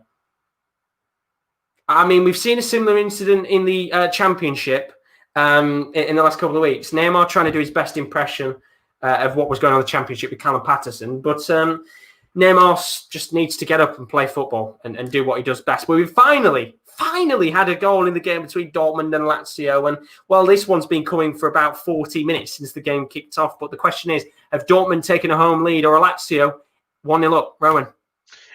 Reina's kick just isn't good enough. It's a goal for Dortmund. Sorry, it's a goal for Dortmund. Reina's kick just isn't good enough into the middle of the pitch. And it's headed straight to, I think it's Bellingham, who plays it to Royce, who plays it to Reina, who plays it to Thorgan Hazard, who plays to Rafael Guerreiro. And Guerreiro pokes it in the back of the net. And lovely passing. I talked about how Lazio passing play has been incredible this game. It's Dortmund's who win it. It's Reina to Hazard to Guerreiro. Guerreiro puts it away. And 1-0. And just, it's a good game. It's like, in terms of, there's not many goals, but it's just been a good back and forth game. And I'm glad Dortmund scored. But this more important goal is Tom Eaves has scored for Hull as well. Unbelievable. Fantastic Love indeed Tom across Eaves. the board. Not in the Champions League, but in the Championship as well. But League One. good games so far. Dortmund 1, Lazio 0. Thank you, Rowan, as always. Fantastic to see. I did say, actually, Championship. They're in League One. But, it's a shame for them. They'll be up to the Championship next season. But either way, Dortmund 1, Lazio 0. Fantastic indeed there for Dortmund to take the lead in that game as it hits half-time in that match, 1-0 to Dortmund. We'll talk to Rowan at half-time, of course. As we always do, we'll talk through the statistics of the match and talk through how things can change for Lazio because the pressure is on them tonight because Bruges are winning right now 1-0, which means that Bruges would only be 1 point behind Lazio. The pressure would certainly be on them tonight to go out there and try and get something against Dortmund. But we'll talk about that in a little moment as we have 1 minute of additional time between Manchester United and Paris Saint-Germain. But can't say stick Neymar in a cage with Conor McGregor. He'd probably pussy out of it. Sasha's put Ronaldo out. Paul Dybala, I want Dybala. He'll probably come on at some point in the game. And then Kieran to the stream says, hello, lads. How are we doing, Kieran? Hope you're good as always. Hope you had a good day at work. But we've got 40 seconds left here with Manchester United and Paris Saint-Germain. Be interested to see here what happens in this last 35 seconds as PSG look to try and get a goal before half-time. But we are at half-time in the game between Bruges and Zenit St. Petersburg. 1-0 to Bruges as he currently stands in that match. Good performance tonight from the Belgians in a game that they must win if they want to try and get through to the next stages of the Champions League, which will be played in February next year. What a shame. What a shame. We've got one more match day and then that's it for a few months. It's a shame indeed, but keep your eyes out because we've got loads of content still to come, which we'll talk about at half-time. But 5 seconds left here of the first half of Manchester United PSG, and the referee has just blown his whistle, which means we are now at half-time across the board in all of the Champions League games at half-time. And, well, this is getting a little bit feisty here. Things are kicking off here at half-time from what I've just seen on my screen. Looks like there's a bit of pushing and shoving between McTominay and Neymar. A few words being exchanged here by the Brazilian and the Scottish player. Neymar not happy with something that McTominay said, and I don't know what's happened here. Maguire's just told McTominay to go away, and in fact, now the referee's getting involved here. Not really nice scenes you want to be seeing at half-time, but either way, the players go down the tunnel. 1-1 between Manchester United and Paris Saint-Germain. And at half-time across the board, in the fixtures in the Champions League at 8 o'clock, as we said, 1-1 between Manchester United and Paris Saint-Germain. Dortmund 1-0 up against Lazio, goal in that game from Raphael Guerreiro just before half-time. Club Brugge with a 1-0 lead against Zenit St. Petersburg in their must-win Champions League fixture if they want to try and get a Champions League last 16 spot. Chelsea 1-0 up against Sevilla in a game that kind of just decides who finishes top of the table. Both sides already through to the next stages of the Champions League anyway. Juventus 1, Dinamo Kiev 0. Once again, the two sides in this group already through to the next round, but Juventus with a 1-0 lead either way. And Ferencváros 3-0 down to Barcelona. That has been a very good game for Los Blancos. For the side that aren't playing at the Camp Nou tonight. Barcelona 3-0 up in that match. Good performance so far from them. Ronald Koeman will certainly be happy with that first half of action. And then, of course, you can always see there was 2 games going on at 5:55. One cracking game between Red Bull Leipzig and Istanbul Basaksehir here. 4-3 win for Leipzig. It was a dramatic game. Kavechi with a hat-trick for Istanbul, but Soloff with a 90th minute winner to seal the deal for Leipzig and keep their Champions League hopes alive.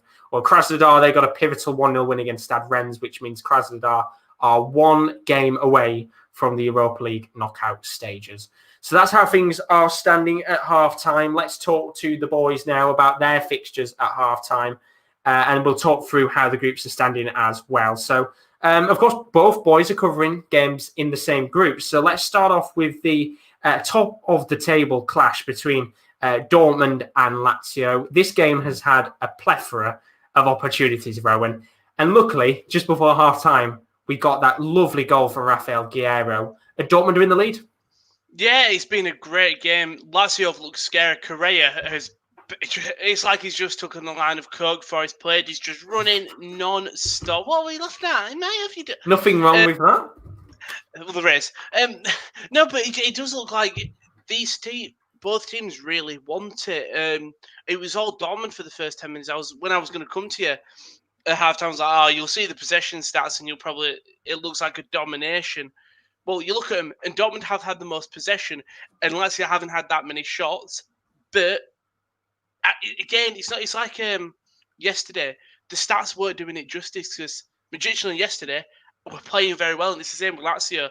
Lazio on 36% possession to Dortmund 64. Yet when they've got the ball, they have really made the most of it, even if it's just the build-up play or an attempt. Dortmund 7 shots to Lazio's 2 on target, 1 on target, respectively. But it's been a really just entertaining game.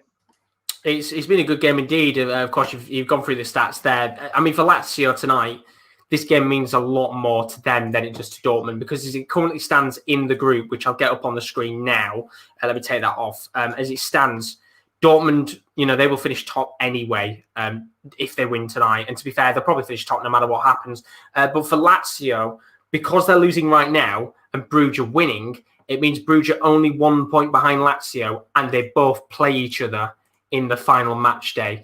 So what do Lazio have to do to get back into it here? Because it sounds like they're doing fairly all right, but they're going to have to change something up if they want to get back into this game. That's the thing. I actually don't know what they would change because they haven't been bad. It was not even a mistake. It was just a poor clearance from Rain. I think I say every time that you've just got to keep on going. But with these teams I've watched, all they have to do is just keep on having attempts because they will. For me, there's nothing they can do apart from just give it the best. Because Dortmund have been defending well, but they've been attacking well. And if they don't score a goal, they sort of can't be too disheartened because they have played very well. It's not like they've played bad. And they've just got to hope they go win at Club Brugge. If it stays with them, they could easily get back into this game.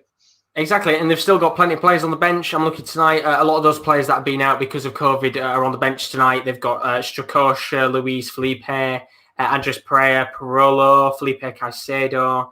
The list goes on. Lazari as well. They've got lots of players that they could bring on in this match. And with 5 substitutions, do you think that they'll probably use all those 5 at some point in the match? Yeah. In the entire Champions League, players are getting more tired, fixture congestion and stuff. So we'll definitely see. I mean, yeah, you will probably see Pereira, Caicedo, Lazari, Cataldi, probably Akpo came on the first leg and scored a goal, so he will probably come on as he knows a little bit about Dortmund. But as it currently stands, it's Dortmund 1, Lazio 0. It'll be an interesting 45 minutes of action with Lazio under pressure to go out there and win tonight. Thank you very much, Rowan. As always, we'll bring you back, no doubt, for the second half. Let's move on to the game in the group as well. As we said, this is a game between the sides that are looking desperate to try and get Europa League football. Or if you're Bruges right now, you're looking like you're within a kind of a small glimmer of hope of maybe getting a Champions League knockout spot. Because as it currently stands, Kieran, Club Brugge 1-0 up against Zenit St. Petersburg. Originally, Zenit had the ball in the back of the net first, didn't they? Yeah, they did. And that, to be honest, has been about it, really, Josh, for Zenit St. Petersburg. A lot of probing in and around the box. But if we're talking chances on goal, they've not made Mignolet work at all. That goal goes in, though, and this game's completely different. Sadly, that wasn't the case. Bruges, when they come forward, they look dangerous. They look like a really nice attacking team with some really talented players and deserved lead. But if you're Zenit, you need to get a goal early in this second half and make a real game of it. Absolutely. I mean, we said at the beginning, before the game kicked off, that Bruges tonight, they were going very attacking in terms of the lineup, and it was Charles de Ketelaere in the 33rd minute who got the goal that was actually going to count in this game and put Bruges in the lead. In terms of the chances, 6 shots free on target for Bruges, 1 shot none on target for Zenit, but they've had more possession than the home side, 55% to Bruges' 45%. It's incredibly tough here because I'm looking at the bench tonight.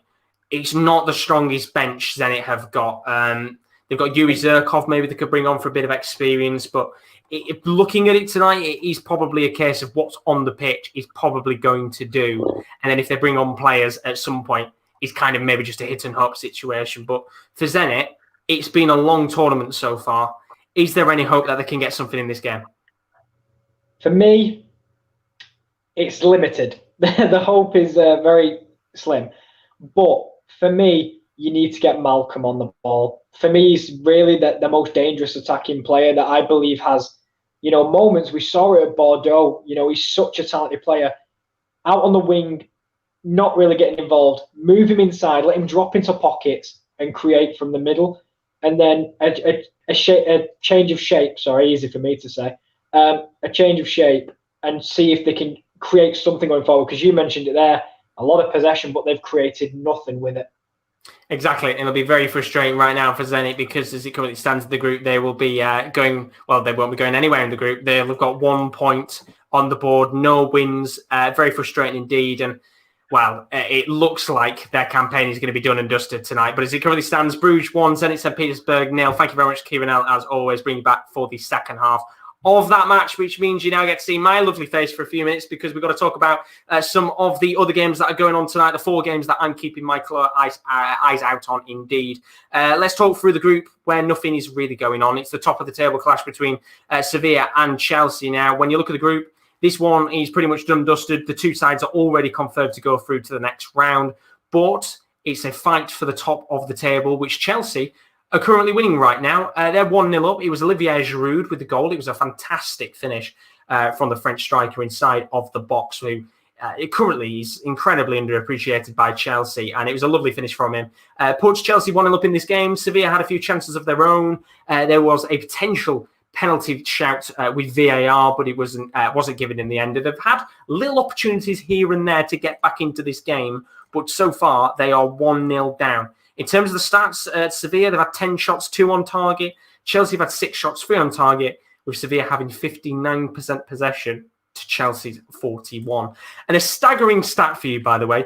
This is a 100th game today for Sevilla in all European competitions ever. They've won 70% of their matches in European competition. That does include, of course, 6 trophies in the Europa League. It's a staggering stat when you think about it. And well, they've got a lot of work to do tonight if they want to increase that percentage from 70 to make it a little bit higher, because they are 1-0 down as it currently stands to Chelsea. And then, of course, the other game that went on in the group today was that match between Krasnodar and Rennes. That already finished. It was done at 5:55. Krasnodar with a 1-0 win against Rennes, courtesy of Marcus Berg, which means they look like they're going to be going through to the Europa League knockout stages, which is fantastic for them indeed.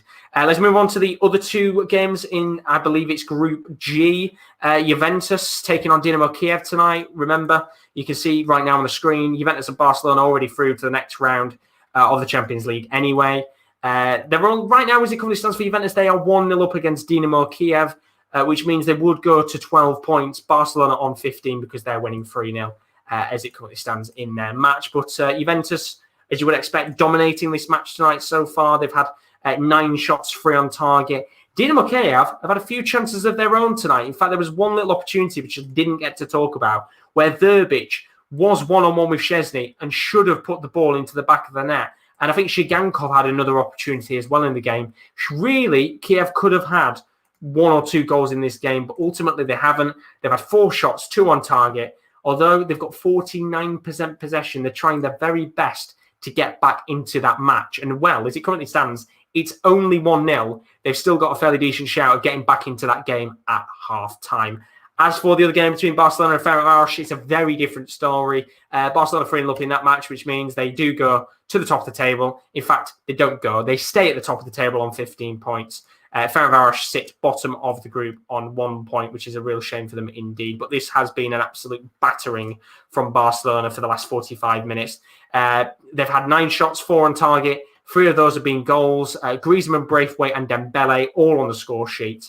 They've had 63% possession. Ferencváros, they've had 1 shot, none on target. And as you would expect, they're sitting back and kind of hoping tonight doesn't turn into a bit of a battering. So that's how things currently stand in terms of tonight's action in the Champions League. But do keep your eyes out because there is more content still to come on the channel over the next couple of weeks. And there's some very exciting stuff indeed because as you can see, I'm going to be live on Saturday with Sevilla versus Real Madrid. I'll be live from 3 o'clock with kickoff at 3:15 for that match. And then straight afterwards, you can join Kieran and Rowan live for Bayern Munich versus RB Leipzig. They were live from quarter past 5 on the channel. And then the important one for you guys, Tottenham Hotspur and Arsenal is going to be live on Twitch. Now, we've had to change it up slightly. There's a big F1 race in Bahrain that's on Sunday, which is going to be on at the same time as Tottenham Hotspur Arsenal. So keep your eyes out on twitch.tv/thetopcorner. The link is in the description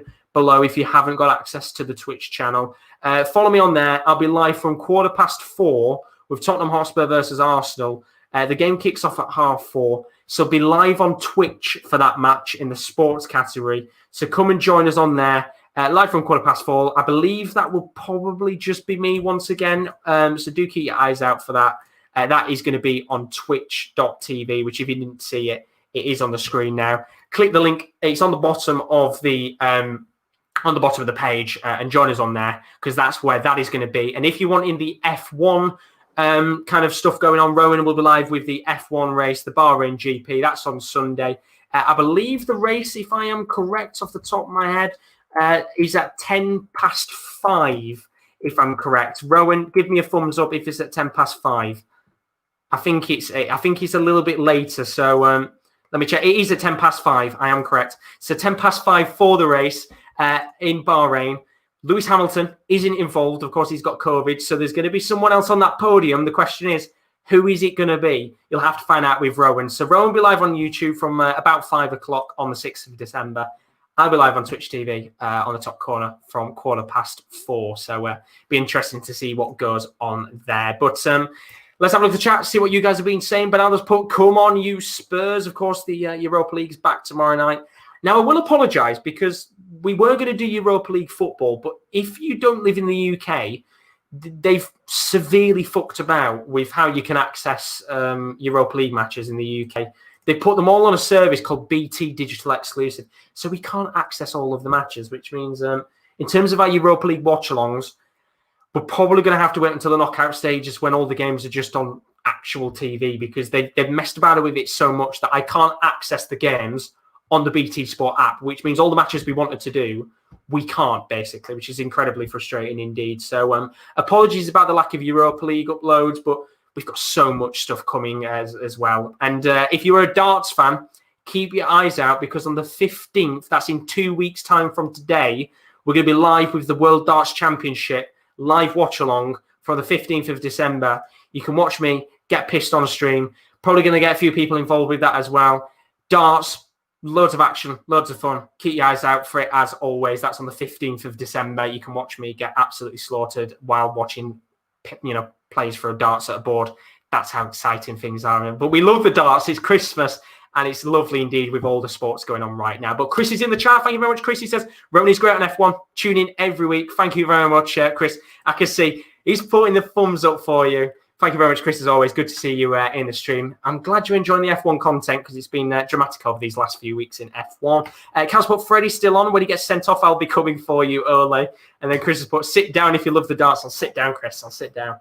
There's no standing up in here right now. But we should be getting underway, I believe, with the second half of action across the board. So I think I've padded out that halftime stint there very well indeed. But if you are new to stream, do leave a like and subscription as always. Thank you very much for all of you that have joined us on the Goals Show. It's very different on here, of course. We like to kind of just have a bit of a niche Goals Show, really. We talk about anything on the Goals Show, and we just have a bit of fun. So if you kind of want to keep up to date with the Champions League, with the goals, and same with we were doing the Europa League, but we can't anymore at this rate. But if you're looking for Champions League action, I've seen Kieran celebrating. He's typing, what's going on, Kieran? I assume there's been a goal. It's 1-1. Oh, no way has it been disallowed again. Oh my God, it's been disallowed again. And this time I'm not sure what for. It's a cross that comes in a really low ball from the left-hand side. The keeper taps it straight into the striker. Is it his hand? Yeah, it is. It's come off his hand. And they thought they'd levelled it. They thought they had the lead in the first half. Zenit, I don't know which black cat ran in front of their coach on the way to this game, but they have been so unlucky tonight. Very, very unlucky indeed. As for Bruges, they've certainly got 9 lives right now because that's 2 goals they could have conceded. Thank you very much, Kel, as always. Bruges 1, Zenit St. Petersburg 0. Well, we're probably about a minute or two into the second half of action in tonight's Champions League fixtures. And we already nearly had a goal from Zenit St. Petersburg there, but that's the second goal they've had disallowed tonight in the Champions League. Doesn't seem to be going their way, does it? Very lucky for them. 1-0 in that match, still to Club Bruges. But as I said before, thank you very much for all of you that have joined. It's greatly appreciated. There's so much sport going on over the next month. It is absolutely bonkers right now. It's just non-stop football, darts, F1, NFL, bloody snooker, you name it. Everything is going on right now. There's so much incredible sports going on that it is going to get fairly relentless on this channel in terms of content. There's loads of stuff to come across the board. Probably water polo as well is going on at some point. God knows there'll be a water polo Champions League going on. You won't get any watch-alongs of that, unfortunately. Somebody's got to find it out now. Is there a water polo Champions League? God knows, there probably is. Chris has put, I just came in actually from Carlisle 2-1 Salford game. Good to see fans back in my local town, Carlisle. We're dominating 2-0 up. Then in true Carlisle fashion, they concede on 98 minutes. But at least you won. That's the important thing, Chris. You've got to win in the end. And of course, tonight is the first night in what feels like forever that fans have been able to go back into stadiums. So if you're one of those fans that's been able to go to a match, congratulations to you, because I think there'll be a couple 100,000 fans a little bit jealous of you. But good to see fans back in stadiums once again. Let's hope that we can keep that. Let's hope we can never not see fans in stadiums again, because it was just an awful situation. And then when I was put up with the Carlisle, I love the badge design, which is certainly good indeed. But let's go over to Rome, because there has been a chance early on in the second half between Dortmund and Lazio. The question is, are Dortmund looking for a second here, Rowan, or Lazio looking to get back into the game? They are, and it's Gio Reyna. Reyna plays for Royce, who just can't think. Royce then just lays it back to Reyna, who just darts to the right, lays a shot, and it's hit by Pepe Reyna. But bright sparks for Borussia Dortmund here. Very close opportunity for the young American. Thank you very much, Rowan. As always, he's going to stand in that game. Oh, wait, Duggar. Royce. Hazard is still running. Hazard is it. Oh, just wide. Sorry. Oh, it's all right, because we had a big chance in this game as well. Thank you very much, Rowan, as always. Dortmund 0, Lazio 1. Dortmund 1, Lazio 0 is the correct score right now. But we had a big chance in this game. How had Man U not scored? I have no idea. And it's a run on the left wing from Cavani. Lays the ball off into Rashford. Martial is inside the box. He has to score. And somehow he fluffs his lines and puts the ball over the goal. And I don't know whether this is the fact that Florenzi just gets a sliding tackle in and just stops Martial maybe getting on the shot that he wants. But he's got to put the ball in the back of the net. How he hasn't done it, I have no idea. And it still stays Manchester United 1, Paris Saint-Germain 1 in this game. As I just saw myself out, it's boiling in this room right now. And there's been a few substitutions in the game between Bruges and Zenit. Let's see who those substitutions are. Who's come on, Kieran? Right, Josh, I would usually type them, but Zenit have a thing where you can only play for the team if your second name has 7 letters or more. So, right, we'll start here. The subs, he made 3 at half-time, clearly wasn't happy. So we had Yerikin off for Ozdoyev. We had Rakitsky off for Daniil Krugovoy, right? And then Driussi has come off for Mostovoy. There you go. We managed to get through that with minimal pronunciation errors. Thank you, Josh, because typing all that out, I may as well have just typed a novel. Yeah, it's easier definitely to come on. Thank you very much, Kieran, as always. Still 1-0 to Bruges in that game. It's always a nightmare with player pronunciations, but that's the great thing about this show. You get to learn about different players' pronunciations, but we'll talk about a few things in a second, because Manchester United are coming forward here. Good early start to this game. They've had 2 chances, although very good work there from Kimpembe playing as a left-back to get the ball away from Rashford, who's had 2 opportunities to just bomb down that right-hand side of the pitch. And left-hand side, I think, is on tonight. Just very well indeed. And they're coming forward once again here. It is with Marcus Rashford once again. He's got Cavani in the box. He's making a lovely run. Gets it towards Cavani. Oh, he gets a touch on the ball, but it's a bit of an awkward one. And I think Cavani's just showing a bit of frustration here with... I don't know whether he's showing frustration here with Rashford or whether he's showing frustration with the linesman. I think it's more Rashford than anything. So you could see Cavani making the run. I think he just wants that ball a little earlier. I think it's more frustration with Rashford there in terms of the quality of the cross. But it's Manchester United 1, Paris Saint-Germain 1 as it currently stands in this match. And the thing is, we've checked, there is an actual competition. I have just Googled it. There's a genuine water polo Champions League competition. I haven't made it up. I've just searched it. There is the LEN Champions League. And I am not shitting you. I'm putting this up on the screen right now. Unbelievable. You know, Bernardo's just put it in the chat. This is fascinating. Let me just get it up. I just thought I'd say there might be a water polo Champions League. Look at this, right? LEN Champions League. The current winners, Ferencváros are winning the water polo Champions League. Unbelievable. It's just made my night. Fantastic to see there. So at least we now know that there's actually a Champions League water polo competition, and Ferencváros are doing good at least in one sport. Because tonight, they're not doing good in football. They're losing right now 3-0 to Barcelona. But it is against Barcelona, so I guess they can get away with it. But either way, they won't care. They're the water polo champions. They're the Champions League winners. Barcelona could never sing that. But either way, Manchester United won. Paris Saint-Germain won in this match. We've got about 40 minutes left of action here. And Manchester United have pretty much done what PSG did in the first half. Fred's gone for a long-range effort about 30 yards out. There's a slight deflection on the ball, and it will go out for a corner. But this kind of first 7 or 8 minutes, they've come forward with a flurry of opportunities, Manchester United. Really dominated the second half so far and done pretty much what PSG did in that first 10 or 15 minutes of action. But as I said before, they've got a corner here, Manchester United. They've got players like Maguire and McTominay, who you would expect to at least have an opportunity. But I'm just seeing some questions here. I am going to go to Kieren because I think we've just had a chance in the Bruges Zenit game. Kieren, there were celebrations for a moment. What's going on? It's a golden opportunity. It's 2-on-1 at the back. It's a lovely through ball from the midfield. And it's 1-on-1 at the back. I think it's with Clinton Mata. And he tries to square it to Asmoon. And he's going to have an open net. He mishits it and he just p-rolls across the floor. And I thought we had a golden opportunity. Zenit much better this second half. And I don't know how they've not scored at least once. Unbelievable. One day I will get you on stream at the point where you're celebrating so people can see how you react to goals. But as it currently stands, it's still Club Brugge 1 and it's St. Petersburg now. I will get him one time. I will put him on the stream because there's some severe passion from the boys. And I'll try. I like Rowan as well. When Rowan watches Dortmund, there's severe passion from us as well. So the instant minute, if you just wave your arms about, I'll try and get you on stream instantly. But we love the passion with the Champions League goal shows. It certainly does bring out the best in the boys. But as it currently stands, Bruges 1-0 against St. Petersburg. Dortmund still 1 up against Lazio. And Manchester United 1, Paris Saint-Germain 1 in this game. And I've actually forgot to look at the other fixtures that are going on tonight. My bad. Chelsea have scored. It's 2-0 in their fixture against Sevilla. In fact, they've just scored it.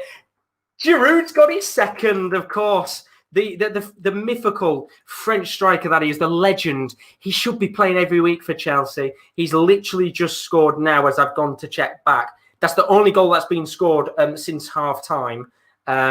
And yeah, the 2-0 up. Giroud's got his second. He's on for the match ball. We love to see it. And if you're a FIFA fan, you'll know that the FIFA team of the group stage is coming out.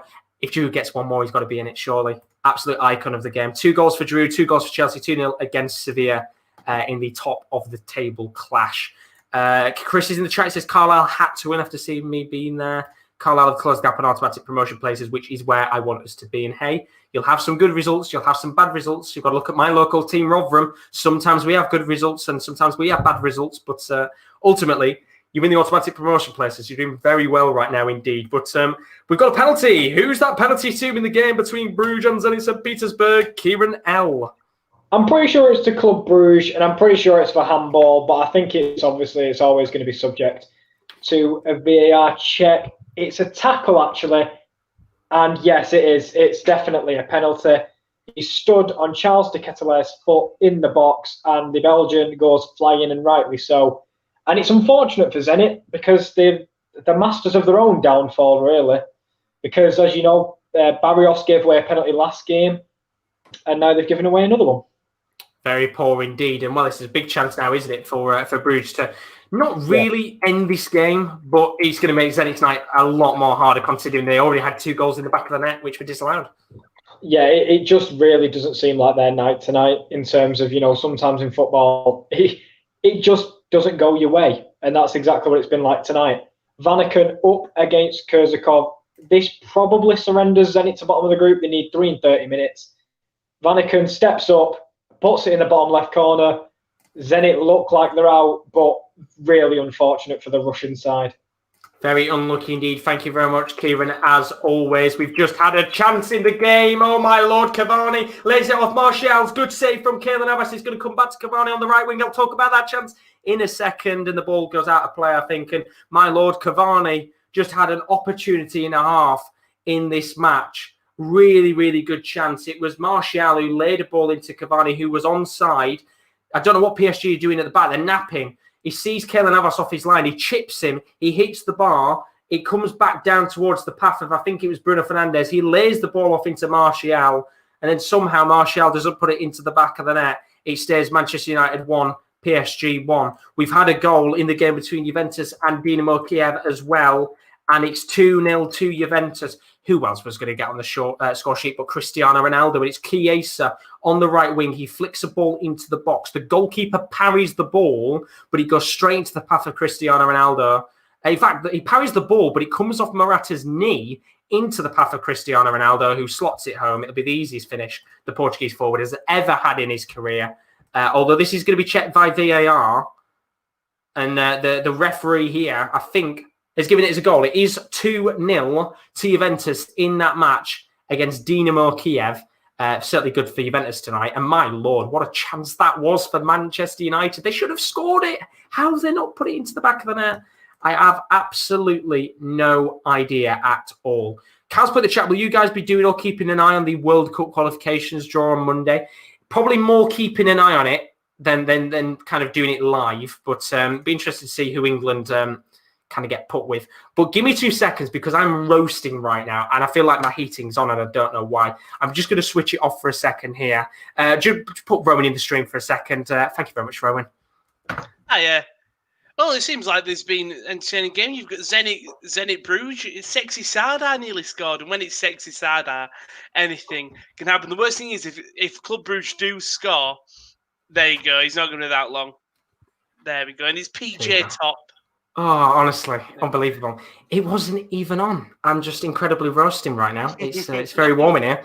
Thank you very much, Rowan. Cheers, buddy. But as it currently stands across the board tonight, in the fixtures, Manchester United 1, PSG 1, Dortmund 1, Lazio 0, Bruges 2, St. Petersburg 0, Juventus 2, Dynamo Kiev 0, Chelsea 2, Sevilla 0, and Barcelona ruining it by saying 3-0 to Ferencváros. Of course, they're doing very well tonight indeed. But I'm absolutely roasting. I don't know why. It's so bloody warm in this room right now. But what a chance that was for Edison Cavani. And, well, Marco Verratti's got a yellow card here, and the PSG players are swarming the referee right now. He's telling them to go away. Of course, with the new system, he can still book players for surrounding him. And I don't really know what's gone on for him to get the card here. There's a bit of pushing and shoving with Florenzi. I think it looks like Florenzi and Lindelof, but I don't really know what's gone on. Well, originally it looks like Marquinhos had pushed Martial slightly, but I don't really think there was much in it at all. But I think more than anything, Florenzi's gone into the book. I don't really know what for, but there's been a goal in the game between Dortmund and Lazio. The question is, no, it hasn't been a goal between Dortmund and Lazio. It's a chance. Rowan, what's happened in this game? I typed goal, even though there was no end. It was obviously close to a goal. It was Maricic plays the ball outside the box to Immobile. How'd you say his name, Josh? Immobile. He hits it with a lot of power. Berkey makes a lovely save to the bottom right. And I just typed goal instinctively. It wasn't a goal, it was a chance. And then it happened again. This time it was Fares who had the shit also. So Nico Schulz coming on for his season debut for Rafael Guerrero. Which is good to see. But do you know what? I'll give you credit because usually with Immobile, the ball is put into the back of the net. So I'll let you off on that one. So much power, I was like, sympathise me. Very lucky indeed. Thank you very much, Rowan, as always. Dortmund 1, Lazio 0. Good to see Nico Schulz coming on for his first game of the season. We've not really had many goals in the second half so far. We've got about half an hour left of action, which means I need to update the scoreboard at the bottom. But in terms of the goals that we've had in the second half, so far we had a second goal for Club Bruges against Zenit. That was a penalty, which was given to Bruges. We had another goal for Juventus, which was scored by Cristiano Ronaldo. And we had another goal as well for Chelsea, Olivier Giroud, with a second goal in that match tonight against Sevilla.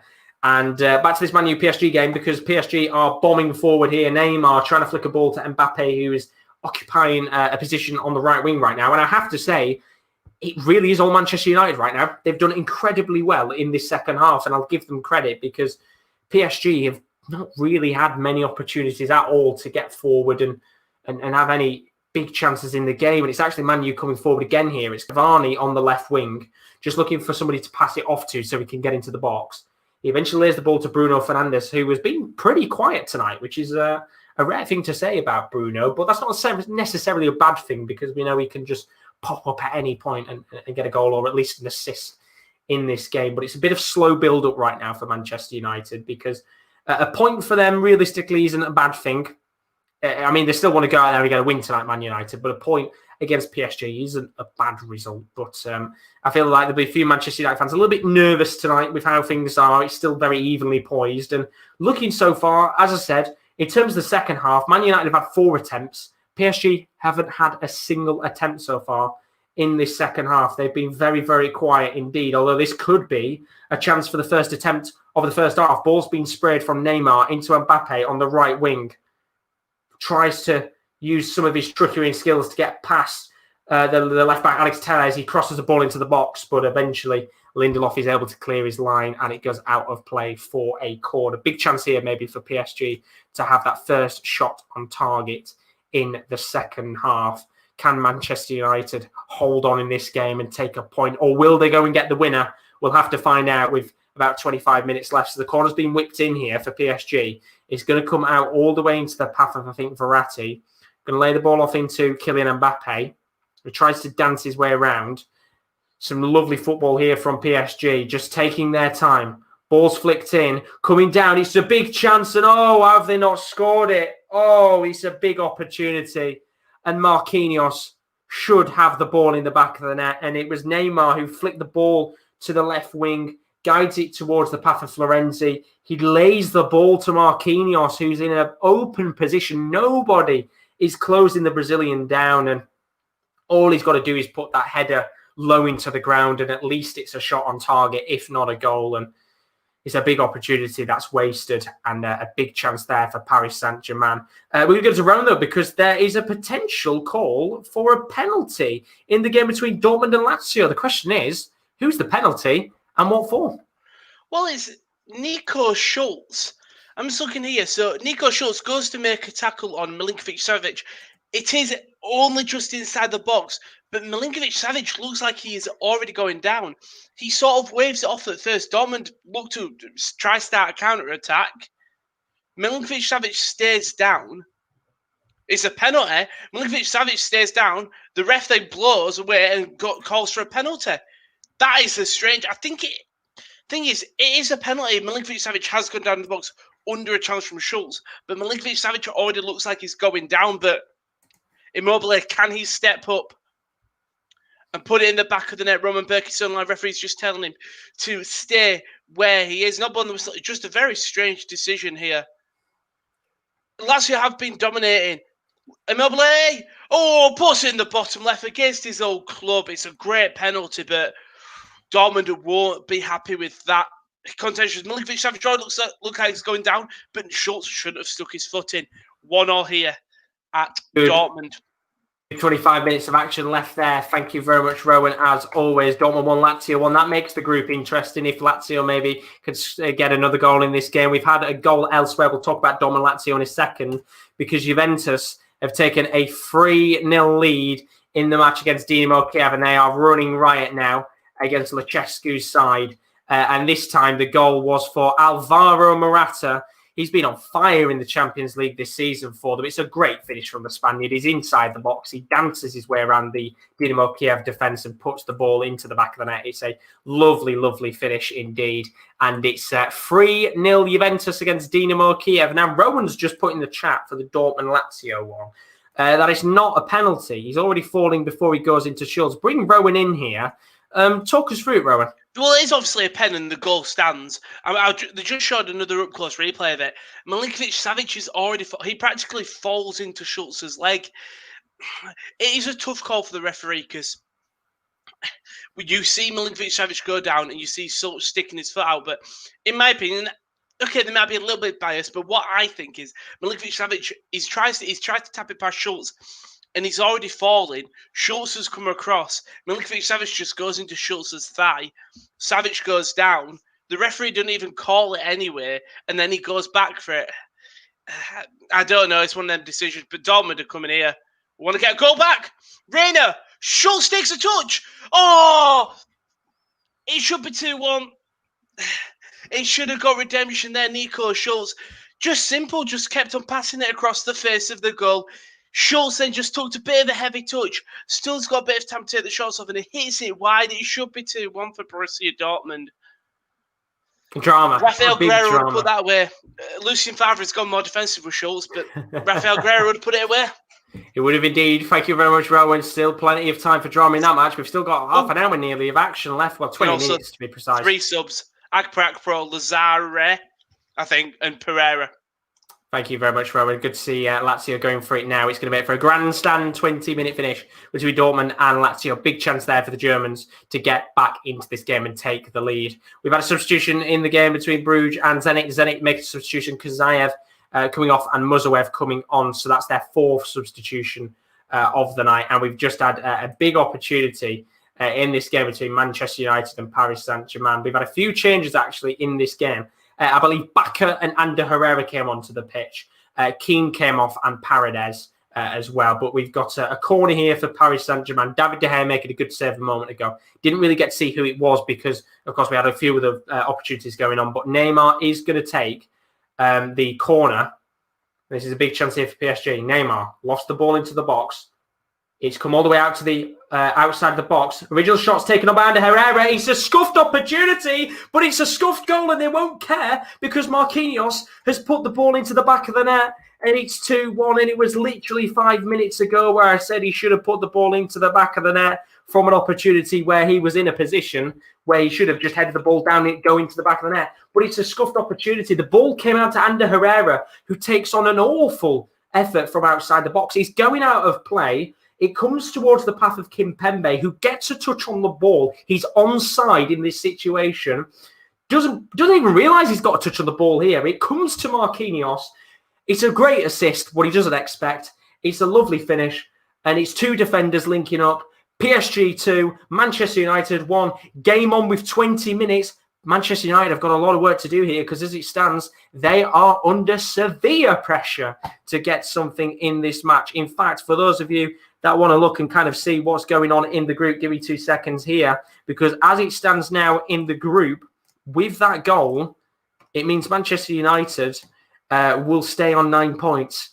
In fact, let me just refresh it because I don't think it's up refresh. There you go. It is like that. Manchester United on 9 points, PSG 9 points, and Leipzig all on 9 points. It makes the group very, very interesting indeed.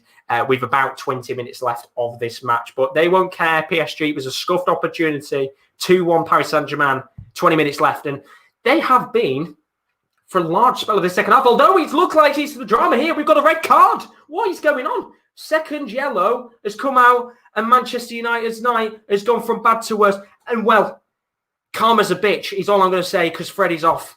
Karma is a bitch. It's the second yellow card of the night for Fred. And, well, he should have been off in the first half anyway. He's now been sent off. And what looked like about 10 minutes ago, a very good game for Manchester United in how it was 1-1.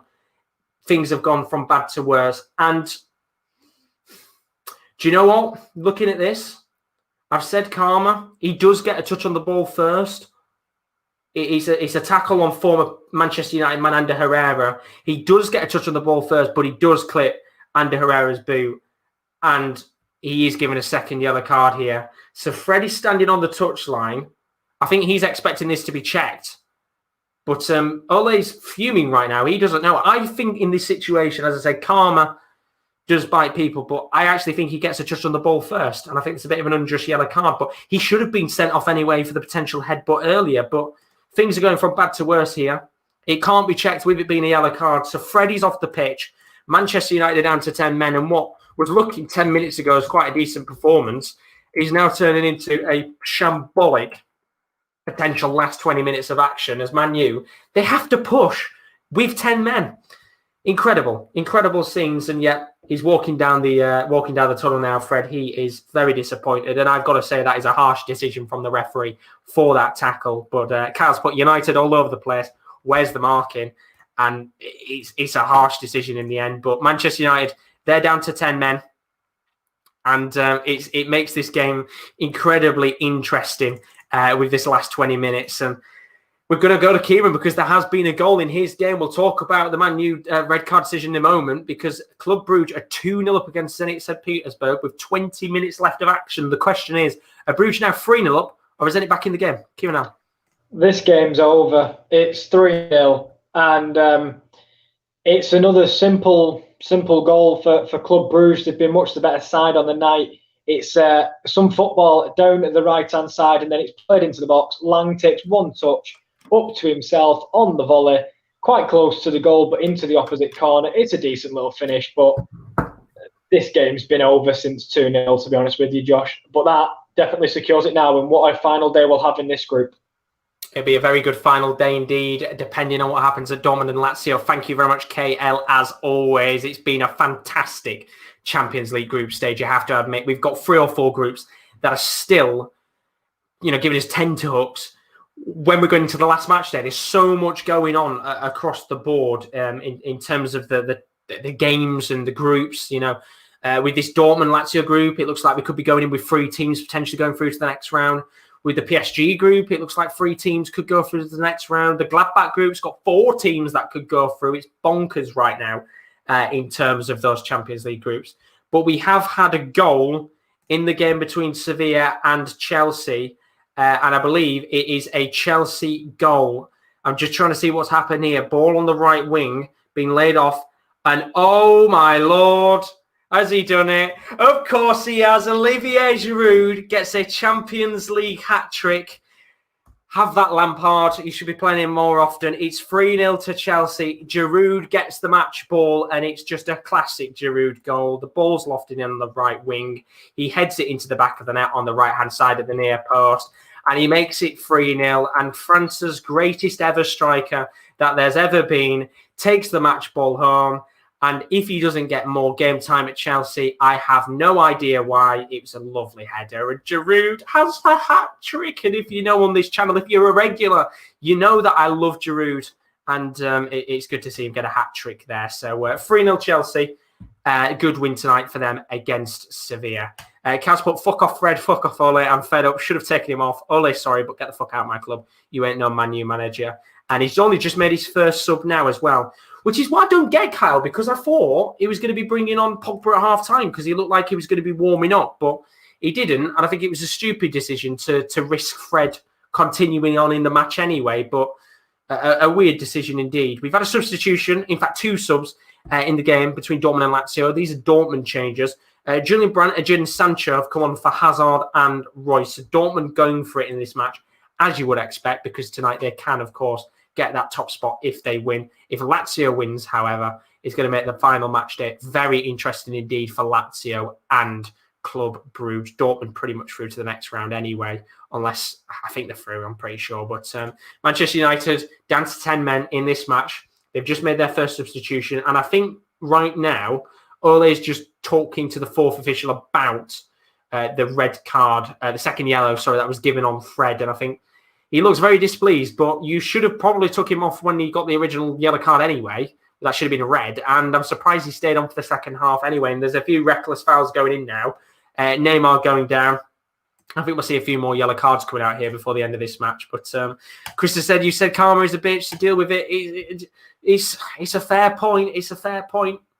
At the end of the day, he should have originally been off in the first 20 minutes. But he's been sent off in the end there. And, of course, Man United down to 10 men, whether it be in the 20th minute or 70th minute. They've got a lot of work to do now. But be interested to see what happens here with 15 minutes left of action. And with 15 minutes left, we can go through the scores in tonight's Champions League fixtures. As it currently stands with 15 minutes left on the night, Manchester United 2-1 down to Paris Saint-Germain and down to 10 men. Fred being sent off with a double yellow in this game.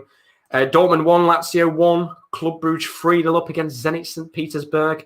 Juventus 3-0 up against Dinamo Kiev. Chelsea 3-0 up against Sevilla. And Barca, they haven't scored any more goals since the first half.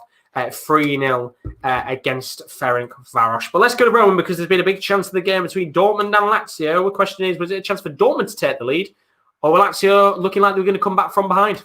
It's a chance for Dortmund to go back in the league. They were called to handball, but a free kick I saw really like prime Royce position, or even Sancho. Akanji steps up and takes it, draws it straight into the wall, but it bounces through the wall. Looks like overhand, but it was like inside, so I don't think it was a penalty. Falls to Thomas Delaney, who just puts it wide, but both teams fine, but the ball's been given away here. Julian Brandt, not to come. But yeah, both teams really fighting for this last-minute goal. Very good game indeed. Thank you, Rowan, as always. Still no Moukoko. Still can't make himself the youngest Champions League appearance yet. There's still time. Hopefully he can come on at some point. Fingers crossed. Thank you very much as always, Rowan. 1-1 between Dortmund and Lazio. Please just bring him on. It'd be nice to see the Champions League record. That's the thing. Don't ruin it. You bring him on. Bring him on. Don't ruin it. When they're into the last match, if they win this game today, just play him. Just for the fact that he'd break a record. It'd be nice to see that. But we've got a chance here for PSG. Neymar's inside of the box. He's dancing around this Manchester United defence. Long-range efforts taken on the end by Ander Herrera. He doesn't go into the goal, but at least his long-range effort this time was much better than the one he had before. But we've got a few changes coming onto the pitch now for Paris Saint-Germain. Alessandro Florenzi is coming off the pitch for Thilo Kehrer. And Marco Verratti is coming off the pitch for Rafinha. So 2 changes in this game for Paris Saint-Germain. They've got 13 minutes left of the match. And they're looking, of course, a little bit comfortable with that extra man advantage. And Donny van de Beek is coming onto the pitch as well, I think, for Manchester United here. Now, why I feel it's so annoying because Van der Beek should be starting for Manchester United, if we're being honest. In fact, he should start in this game. And he's taken Edinson Cavani off, which I think is an interesting shout there from Ole. He's taken a striker off. He's brought Donny van der Beek on. Now, I don't really know why. I mean, first of all, I don't know why Donny van der Beek's not starting. And second of all, why take Cavani off? Of course, maybe he just needs, he's getting a bit tired in the match. But with 12 minutes left, he is a type of player that can change a game up in a heartbeat. But that's why there is another change that came on just shortly afterwards. Mason Greenwood has come onto the pitch as well. Didn't see him on the touchline a moment ago. So Greenwood comes on. Anthony Martial comes off the pitch. And unfortunately for Cavani, no goal against his former side tonight. We've had 2 changes for Lazio in their game against Dortmund. Felipe Caicedo and Gonzalo Escalante has come onto the pitch. Luis Alberto and Milinkovic-Savic coming off. Felipe Caicedo has made the headlines of the last few weeks for Lazio for scoring late winners. Can he do it again in the Champions League? We'll have to find out indeed with about 10 minutes left of action in this match. But once again, if you are new to the stream and you have enjoyed the goal show tonight, do leave a like and a subscription as always. It's very greatly appreciated as we push towards 1,300 subscribers. We're getting very close to the final match day. We've got one more match day to go. So keep your eyes out on the channel as always if you have enjoyed the content so far. But we've got a chance of the game between Bruges and Zenit St. Petersburg. Was it a chance for a 4th goal, Kieran, for Bruges? No, it was actually Zenit and Josh. I've said it already. They're not going to score. They've hit the crossbar with 9 minutes to go. So that's 2 disallowed goals, hit the crossbar. They were never going to win tonight. It was just never meant to be. But really nice play. Down the right-hand side. He's bearing down on goal. Doesn't get a tackle in. Does the full-back. And he just lashes it towards goal. Full of power. Not as much accuracy. Ricochets off the bar and out of play. So it's unfortunate for Zenit because they could have had 3 or 4 tonight. But just the way it is.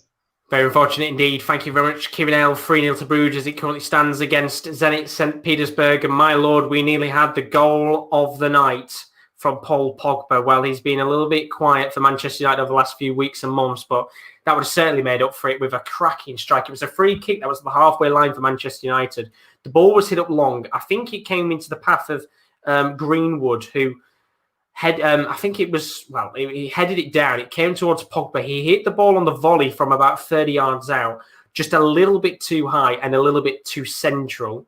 And my lord, that would have been an absolutely outstanding goal for Paul Pogba and a big chance there for Pogba to equal in this, equalising the game for Manchester United. It is still 2-1. Manchester United are going to have to push for it. Pogba did come on early. That was the first substitution. But we have got a penalty in the game between Sevilla and Chelsea. And it looks like it's been given away here by, I think, Jesus Navas, who's giving it away. Now, if Giroud's not on this penalty, then honestly, fraudulent scenes here. Just see what's happening. In fact, just looking at it right now, I don't know who it is who's gone down, but Giroud stood over the penalty, so we don't care what's happened. He's got a chance for a fourth. Well, I said he needed to get 4 or 5 goals tonight. He's on for his fourth here. Big chance on the night for Giroud. Come on, man. This is what we want to see. 3-0 up as it currently stands. Big opportunity here for him to put the ball into the back of the net and get his 4th goal. Running right for Chelsea, as he always does. And he's up against Alfonso in goal, the number 33. Giroud steps up, takes a few steps, and of course he scores. He puts it into the bottom right-hand corner. Giroud has 4 goals on the night for Chelsea. It's 4-0 Chelsea, and Giroud is the greatest player that's ever existed in the history of football, and you can't deny it. Perfect night for me, Chris has said. Perfect night for me as well with Giroud. 4-0 to Chelsea. Giroud FC running riot. But let's go back to this game between Manchester United and PSG, because we've got 8 more minutes left of this match. Manchester United trying to get back into this game. And in fact, I just need to very quickly change the scoreline there because it says 3-0 to Chelsea. They are trying to get back into this game, but they're running the risk now. They're going to have to push numbers forward in this game, but they're running the risk of leaving space open, especially with Fred getting sent off. It's absolutely nervy times if you're a Man U fan, because it does mean if it stays like this, it's going to be an incredible match day 6. I am really looking forward to next week on Tuesday and Wednesday, which, as I said, if you're new, do leave a subscription, because next week, if things stay as they currently are, it's going to be an absolutely exceptional Champions League final match day, because it's pretty much like a cup final across the board. The Manchester United group, as it currently stands, we've got 3 teams who could go through. The Dortmund group, there's still 2 teams that could go through in that one. The Gladbach group, all 4 teams could still go through. So, there's a lot of games that will be going on that will be like cup finals in terms of going through. It's like a knockout match pretty much, and looking forward to it indeed. But PSG have got a chance here to make it 3-0. Ball trying to be sprayed towards Ander Herrera, who made a bombing run forward, but Maguire's got the ball back, and now this is a chance for Manchester United to counter-attack. Donny van de Beek lays the ball off to Mason Greenwood on the right wing. He hits the ball long. Tries to get it into the path of Maguire, who's up as striker. Flicks the ball in, and it's a good save in the end. And Bruno Fernandes, he just gets a touch on Maguire's cross, but it's not enough to get past Keylor Navas. And it's a good, simple save from the Costa Rican. And a big chance there for Manchester United to make it 2-2 in the match, which would have been perfect with 7 minutes left on the clock. And, of course, Maguire, of all people, being up there. And nervy times indeed for Manchester United. 6 minutes left, 2-1 Paris Saint-Germain. Manchester United down to 10 men in that game. Very, very nervous indeed. I am going to put on the clock that we're in the 85th minute, because we probably are getting towards the 85th minute in some of these matches tonight. And for those of you that want a quick rundown of the scores, Dortmund still 1-1 against Lazio. Lazio need to win this game tonight because Club Brugge are currently winning, which means Brugge will only be 1 point behind Lazio in the group. Lazio on 8 points, Dortmund on 7 points. But we've got a potential penalty review. We could have a second penalty for Chelsea here. Now, I'm not going to get excited. I think he's going to be given as a penalty. This time it's Diego Carlos. I think looks to have been adjudged to have got the...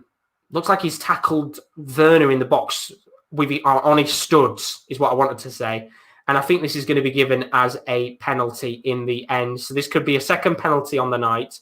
5th potential goal here for Chelsea. And I believe Werner's just come on. So I think Giroud's come off, which is a shame. I'm hoping I'm wrong. I can't see him on the pitch. But the referee's coming over from the monitor. It was Sergio Gomez who put the foul in. Carlos went in at the same time. And the referee has given it as a drop ball. So it doesn't matter either way here. Drop ball. He's not giving it as a penalty. And Sevilla stay 4-0 down. But let's go to Rowan, because there has been a chance of the game between Dortmund and Lazio. It's a nervy few final minutes. The question is, Rowan, who's had that chance? It's Lazio. Dortmund are holding on because Lazio are not stopping. Lazare looks on fire, plays the ball, lands on the outside of the box. Immobile steps up, thwags it, and Berkey gets down to his bottom right. So Jude Bellingham is going to come off as well for Dortmund, but Lazio have looked good. Dortmund were trying to start an attack, and it took them. Dortmund just couldn't get anything going. As soon as that, Lazio pushed them all the way back to the halfway line and then went at them. They've been incredible the second half. They feel like they should deserve the win here, but they do have a corner. Pereira's going to take it, though. I'll stay with this. Pereira whips it in. Don't be the fair. Hummels gets out and heads out. The counter-attack will come, but no, come to nothing. Thank you very much, Rowan. 1-0 to, not 1-0, 1-1 between Dortmund and Lazio as it currently stands. Very tight game indeed with a few minutes left of that match. It's nervy times indeed as we've got Taylor Kieran, I believe he's, Diallo's pulling up for cramp here. I was a bit worried there. I thought Kieran pulled up for cramp. He's only been on the pitch for about 2 seconds. PSG bringing on Angel Di Maria as well, just to rub salt in the wounds to the Manchester United fans. He'll be coming on in just a moment's time with about 3 minutes left of this match. Dortmund, of course, 1-1 against Lazio. Very nervous game indeed. But what a fantastic night of Champions League action across the board. I am so excited for the last rounds of action because there's so many good games going on. We'll look at the groups at the end of the action tonight and we'll kind of quickly talk through what's going on in terms of next week's final match day of action. But you do not want to miss it next week because match day 6 is going to be incredible. Depending on how results stay over the next few minutes, whether things change or not, it's going to be exceptional indeed. But Di Maria isn't going to be coming onto the pitch now. It looks like they're going to actually change here and bring on one of their youngsters instead. So Tuchel's actually waved Di Maria away and sent him back to the stands. And we'll see who comes on in a second. I think he's one of their younger players coming onto the pitch. So Di Maria, they're probably not too fussed anyway. Would have maybe liked to have come on against Man U for the last couple of minutes, but doesn't really matter at this stage of the competition. Still 2-1 to PSG. But it comes back to the point I was saying yesterday with all of the games, that the fact that, we've got so many teams, so many good teams that could go into the Europa League. As it currently stands, Lazio could go into the Europa League. Atletico Madrid could still go into the Europa League. Real Madrid, of all teams, could go into the Europa League, which I'm praying to God as a neutral, no offence to Real Madrid fans, that kind of happens because it'd be a bit of a mad situation at hand. One of PSG, Man United or Leipzig going to go into the Europa League. Atalanta or Ajax, one of those are going into it, which I think this season, I'm really looking forward to the Europa League because whoever goes down, depending on what happens, and of course, if it goes the way that you want it to, it could be one of the best Europa Leagues we've had in recent years in terms of the calibre of teams in the competition. But we've got a chance here for PSG. They're coming on the counter-attack. Mbappe's in the box. It could be the chance to end it. And he's just missed at the near post on the left-hand side inside of the box. And he should have really put it into the back of the net or squared it off to Neymar. And, 9 times out of 10, you expect Mbappe to put that away. And will that come back to bite him in the last few minutes? We'll have to find out because, oh my Lord, I can't believe this. Is that Odion Ighalo coming onto the pitch? That's incredible scenes. Well, we haven't seen him for about 100 years at Manchester United, but he's coming onto the pitch here. Ighalo, another striker coming on with about a minute left of this game. He comes on for Aaron Wan-Bissaka. And then Carl's put United should be already through, but now they'll be fighting to start the Europa League, which is a mad situation indeed. Dortmund and Lazio, there's 3 minutes of additional time. Hummels is down in pain, which isn't good to see at all. But in terms of the Europa League, it could be one of the best Europa Leagues we've ever had, depending on what happens next week in terms of the calibre of teams, because we could have Real Madrid down there and Atletico Madrid, which is just bonkers when you think about it. And I doubt that's going to happen. I think if for the neutral, you'd need every last thing to go your way. You'd need Salzburg to win. You'd need Shakhtar and Gladbach to win their games. In this group, you'd need Istanbul. I think Leipzig to win as well. So you are really asking for everything to go your way. But either way, even if we get the likes of Atletico Madrid going down or Manchester United or PSG, it's going to be one hell of a Europa League because there's so many good teams that could potentially drop down into the Europa League and so many shock teams that could potentially go through to the knockout stages of the Champions League as well. But we've got a big injury here, so we're going to go to Rowan.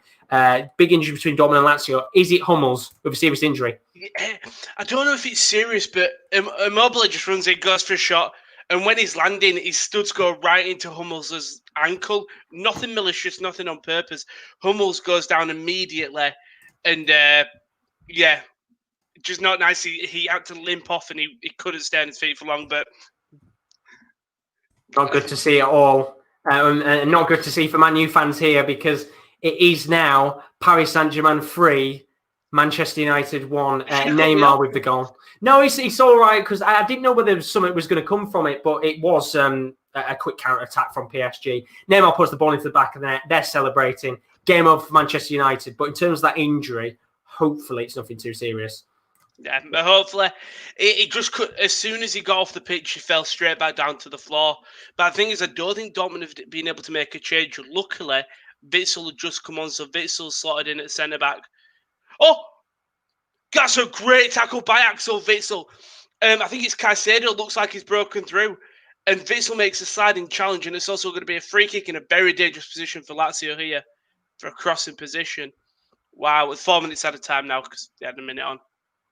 Big chances in these games towards the last minutes. I said Neymar scoring the goal, the assist from Rafinha, counter-attacking goal, simple finish. Maguire's already on the floor before Neymar's even hit the ball, but 3-1 to PSG in that game. It's done and dusted there, but big chances in that Dortmund-Lazio match. Keep us updated, Robin. It's an incredible tackle by Witsel to get it clear, but Piszczek just runs into Pereira.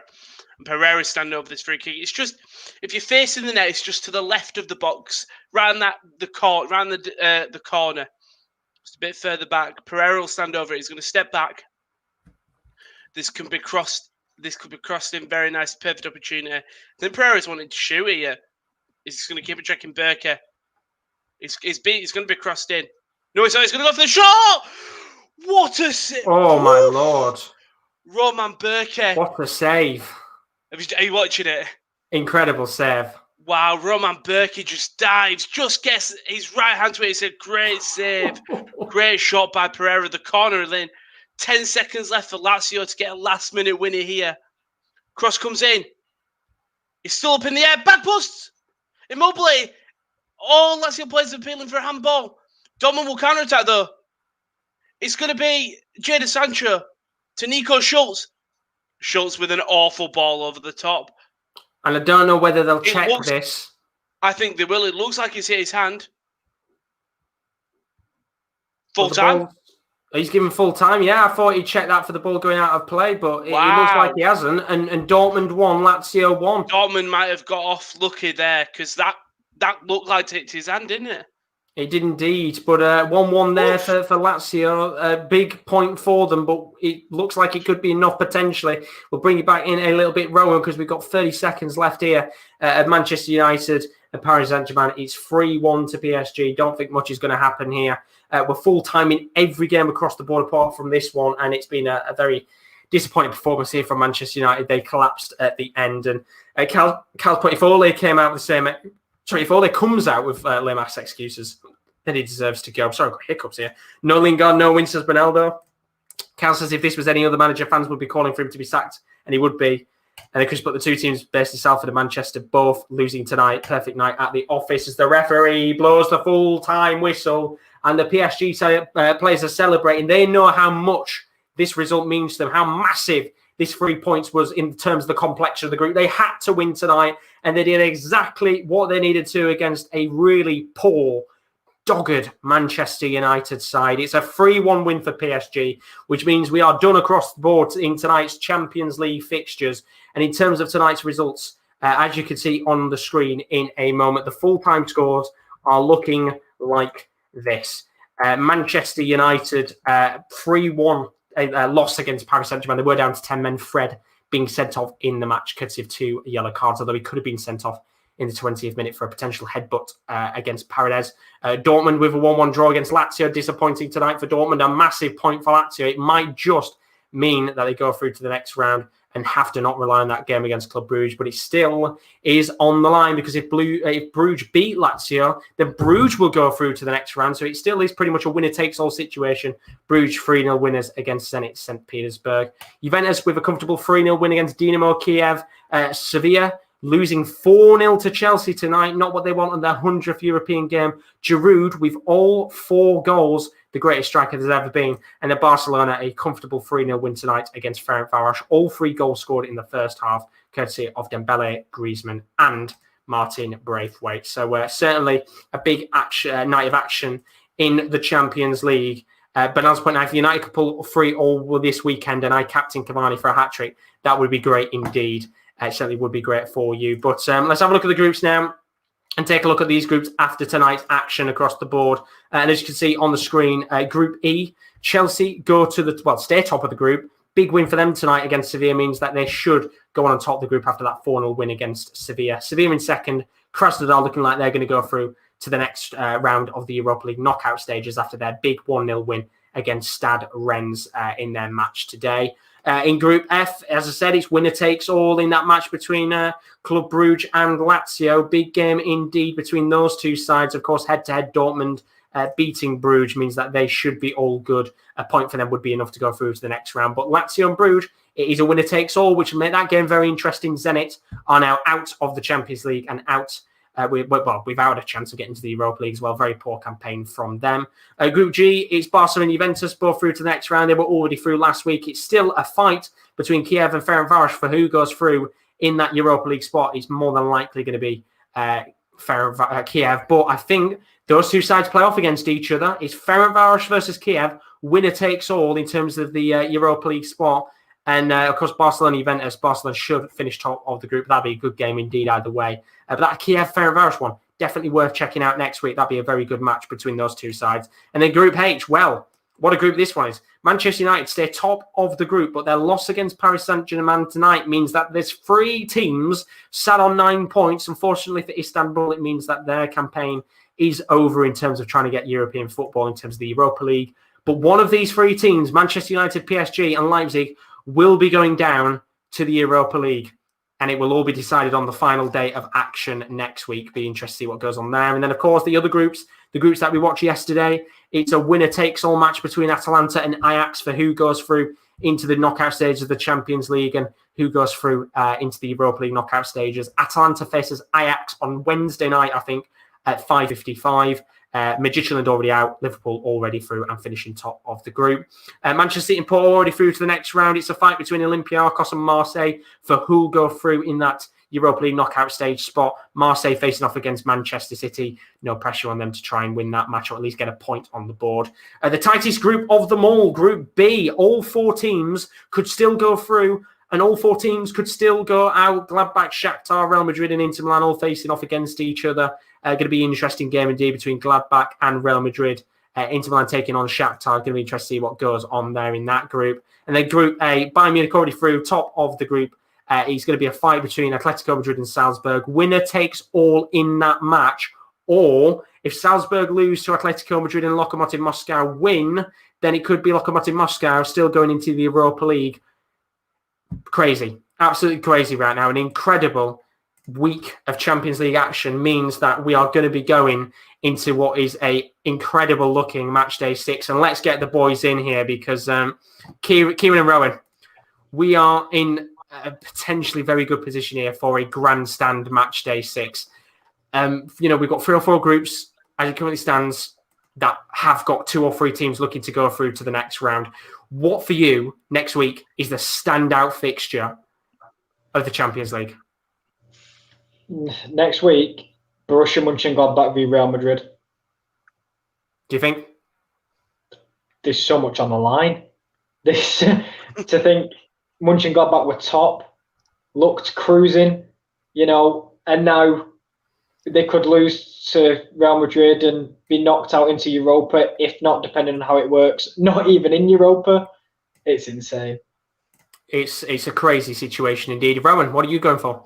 Manchester United, Leipzig, all teams on 9 points. I mean, PSG should beat Istanbul, but they did a challenge thing. But Leipzig, Man United basically decides who goes through out of them 2. So that's going to be a very good game.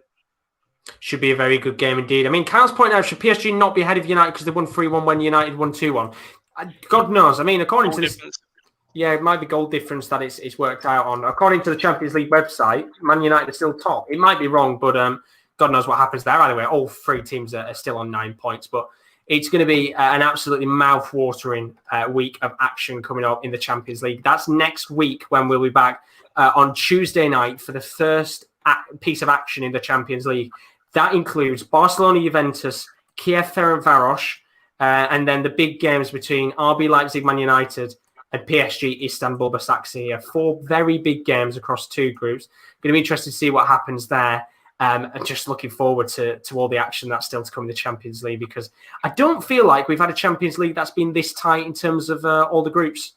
I think this has been the most close it's been in terms of like having 3 or 4 different groups that can still be determined into the last match day, which proves how competitive it has been so far. But really good night overall, and there's still plenty more content to come on the channel as always. On Saturday, I'll be live at 3 o'clock with a La Liga watch-along of Sevilla versus Real Madrid. That is a game that will certainly be worth not missing. Then straight afterwards, Kieran on the road, they'll both be live with Bayern Munich versus Leipzig. That'll be from 5:15 on the YouTube channel. And then keep your eyes out because it's a bumper sporting day of action on the channel. You can see on the screen right now, Tottenham Hotspur Arsenal. We've had to slightly tweak a few things. That's going to be live on twitch.tv. So twitch.tv/the top corner. Link is in the description below. Follow us on Twitch. I'll be live from 4:15 on the 6th of December for that. And if you're looking for F1 action, Rowan's going to be live with the Bahrain Grand Prix from about 5 o'clock because Lewis Hamilton is not in the competition, is he, Rowan? Nah, he has tested positive for COVID. Apparently feels fine, but the way everything is with this season, they don't take any risks. We've had it a couple of times so far, but oof, I'm looking forward to this. It's been as George Russell, a man who's been in the worst car this season, is in the best car this season, and Jack Aitken from F2 is taking the Williams seat. So that race will be at 5:10, so we'll be live at 5 o'clock. Be a very good race indeed, a very dramatic race. Who's going to win? We'll have to find out on the podium. But as for now, thank you very much, Kieran and Rowan, as always. Greatly appreciated. Thank you very much. Yeah. We will be back with the Champions League Goals Show next Tuesday, 7:45. You do not want to miss it. So if you aren't subscribed, do leave a like subscription as always. But as for now, Chris put in the chat, come on Leipzig versus United, up the F1, and Hook should be in Mercedes. But as for now, thanks for all of you that have joined. Do leave a like and subscription as always. But as for now, thank you very much for watching. Have a great morning, afternoon, or evening, wherever you are. And we hope to see you again soon. Bye-bye. Good night.